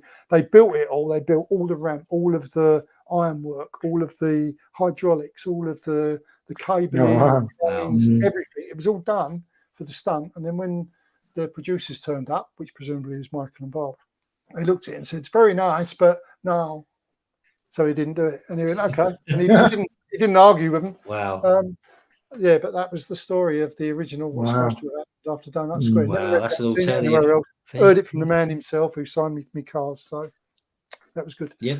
And then obviously I went totally nothing to do with Bond whatsoever. I'm enjoying my holiday with my wife, and we went on a Norwegian cruise to go and see the Northern Lights, do the Arctic Circle and all the rest of it, and it's fantastic. And we went from a port near to where we live in Tilbury in Essex, and I don't know, it's not even a lot of money. I don't know what it is, 700 quid, 650 quid, something like that, Anyway, and we went across this really narrow bridge. And as we was going across the bridge, a lady on the coach giving us the guided tour said, "Oh, they was all excited 2 weeks ago because they've done a Bond chase over this bridge with helicopters and everything." And I thought, oh. So I took a few pictures of it. That was what them pictures were. And then obviously when I saw the film, then, you see the bridge. It's fleetingly, but it's there. It's the part of the Atlantic Highway, Atlantic Road, which is very clever. It goes all through Norway. It's very rugged, beautiful. And then on a cruise, Judi Dench on a cruise. And I thought, is it her? Is it Aina? And I was taking little pictures, crafty little pictures. And my wife saying, no, Aina, don't look like her. And then every time we got off the boat, got on a coach, she was on the coach and all. And then we'd go somewhere, have an ice cream. She was having a cup of tea. And I thought, I don't believe this. Everywhere I go, she's there. And then, so I sent, when I got home, I thought, because I never asked her. I should have had Dutch courage and asked her, but I didn't. I didn't want to spoil her holiday, trying to be professional again, just like you would be if you was on a set. So I waited till I got home, found her contact details for her agent, sent her an email. And as you can see there's the response in her own hand that she wrote back to me. "Dear Steve, thank you for your email. Just as well, you didn't speak to the lady on the boat as it was me." And she's emphasised, was me. But I hope you and your wife had a lovely time. Love and best wishes, Judi Dench. And then she sent me the picture as well. Judi Dench. That's very nice. It all off. So, Yeah. And that one, yes, okay, I put my hands up for that one. It's a composite that I've made because when I was signing images, I did actually have a request from quite a few people that said, could I include the logo and the name of the film? And that's how that image came about. I just copied the posters and just put it. So there you go. And there you go. That's the end. Oh, there we go. Thank you very much, Steve. Brilliant. On a time to die. Spectre's another day. Part one. I hope there weren't too much rabbit in there and you got a little bit of enjoyment out of it. Sometimes I brilliant. check myself. We've got some great stories. Before we finish this off, have any of you got any questions for Steve? I know there's still a lot of people watching, and we're still intrigued by all the stories. I think we've got some fantastic gems and some great insight that we didn't have before. So exclusive stuff there, which is great to see. Has anyone got any questions? Give it a minute or two, and then what we'll do is we'll announce our event dates, Nick, and then Yes, okay. Hmm. yeah, and then we'll just say goodbye to everybody. Uh, just got one for Jonathan here. Hi, Steve. When you're on set, do you feel like a fan, feel like you're working, or a bit of both? That's a very good question, Jonathan. Yeah. I've said this many times before. I've never been a big James Bond fan. I haven't. I like James Bond, but I haven't been, want to go out there and sort of buy everything with the 007 logo on it. It's not the sort of thing I do. I collect things that I've been on sets with, but I collect things not just on the sets of Bond. I collect them on Assassin's Creed, King Arthur, all of the other films that I've been involved with. I've got call sheets and bits and pieces from everything. So it's just memorabilia that's personal to me. But I'm getting on in years, and I appreciate the opportunity to be able to work on these films. And because I have done 3 Bonds, starting back in 2012, and it's now 2023, that's a long time to sort of be involved working on the franchise. And then when I go to some of the Bond Stars events, and I go to what Nick and Matthew have actually done as well, you get to meet people, you realise how much they appreciate me talking about what I'm talking about. And it's still a little surreal because at the end of the day, I'm just a supporting artist. I'm not a big star. But because I've been involved with all 3 films, I've become much more familiar with Bond. And I'd almost say I'd use the word fan now. But I've come at it from the other end. I haven't become a fan because I've watched every single Bond film and then fell in love with it and become a fan. I've watched every Bond film as I've grown up, and I think they're fantastic. But because I've worked on those last 3, and I've been on set, and I've seen their commitment, I've seen the money they plough into it, I've seen the attention to detail on the sets, right down to little tiny minuscule things that ain't even going to get filmed, and yet Broccoli and Wilson, God bless them, they make sure it's there, and it's so if you want to film it, it's ready to go. You ain't got to worry about it. So yeah, I've become a fan from the other end. I've become a fan from working with it, and I've become a fan as an older person from the other end working with Bond. I've become a fan. I haven't grown up with it that way and become a fan in the progressive way a normal fan would grow when he watches something. I hope you can understand that. I hope that answered your question. Yeah, yeah, I think that Yeah, does. good answer, that. That's Thank a really you. interesting point Yeah. because obviously you obviously didn't know the code B25 or anything like that when you started the film with this and the other. Now you are a fan. It's it's a very interesting aspect. It's done the reverse, not in the traditional sense. So it's good. It's refreshing. Okay, we've got another question here from Tim. What is Steve's most cherished memory of being on a movie set? Oh, was it the annual one? Well, it's up there. I think. Yeah, that's got to be up there. I think being fortunate. I mean, when you think these films, when they're made, I don't know, what are they? 8 months in production. I know. Yeah, 6 to 8 months generally. It's a long time. And out of all that time that they're being made, in that 8-month period, and I'm only on a set for 10 days or 2 weeks, whatever film, and then something happens, and I think, what's the chances of that happening while I'm actually on the set? Now, in all of the films, I mean, I watched. If someone's just seen my recent post on your page there about when Daniel actually mixed his own drink because the lady weren't doing it quite right, and he had to show her how to do it. Rather than try and tell her how to do it, it was a lot easier to show her. So he just moved from around one side, went behind, cracked open, and they were sealed bottles. I mean, this was alcohol, very unusual on a set to have real alcohol.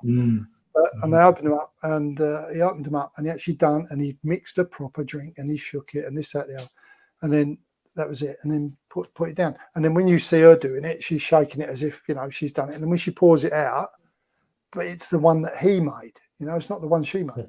And then obviously, the ADE says to the other SA that's sitting next to me, he said, "Oh, yeah, I'll go on, quick, drink it." Saves me walking all the way over to the sink to empty it. Then, quick, down it. And she's just like that. She didn't want to move. She was like, "Yeah, go on, then down it." She's like that. Didn't want to move. She was just, I said, "What's the matter? You could have drunk a drink, the only drink that's been mixed by James Bond, and yet you haven't, So that was quite a wow factor to see that. In the casino downstairs, to be standing right next to him when she says, "And your name's Mr." And then he looks at her and says, "Bond." Yeah, James Bond. To hear that over and over again, be right next to him when he says that. I mean, that was a moment, To be on the Skyfall set on a night shoot, sitting upstairs on a double-decker bus where it was stiflingly warm for 4 or 5 in the morning. We had the windows open and everything. He comes off of Westminster Bridge. The bus is right at the front there, and he's with Lisa Doo. And it's the wrap for the film, that bit, while they were filming. And when he'd done his bit and he came walking up there and said, "Ladies and gentlemen, that's a wrap." And everyone went, "Way," and they all clapped like that. And Daniel put his hands out, like down by his side, looking at the wet tarmac in front of him. And he said out quite loud, "Da-na, da-na-na." He actually done the Bond tune. This is James Bond doing the Bond tune. So I've seen him say Bond, James Bond. I've seen him mix his own drink on the set. I've heard him hum his own tune.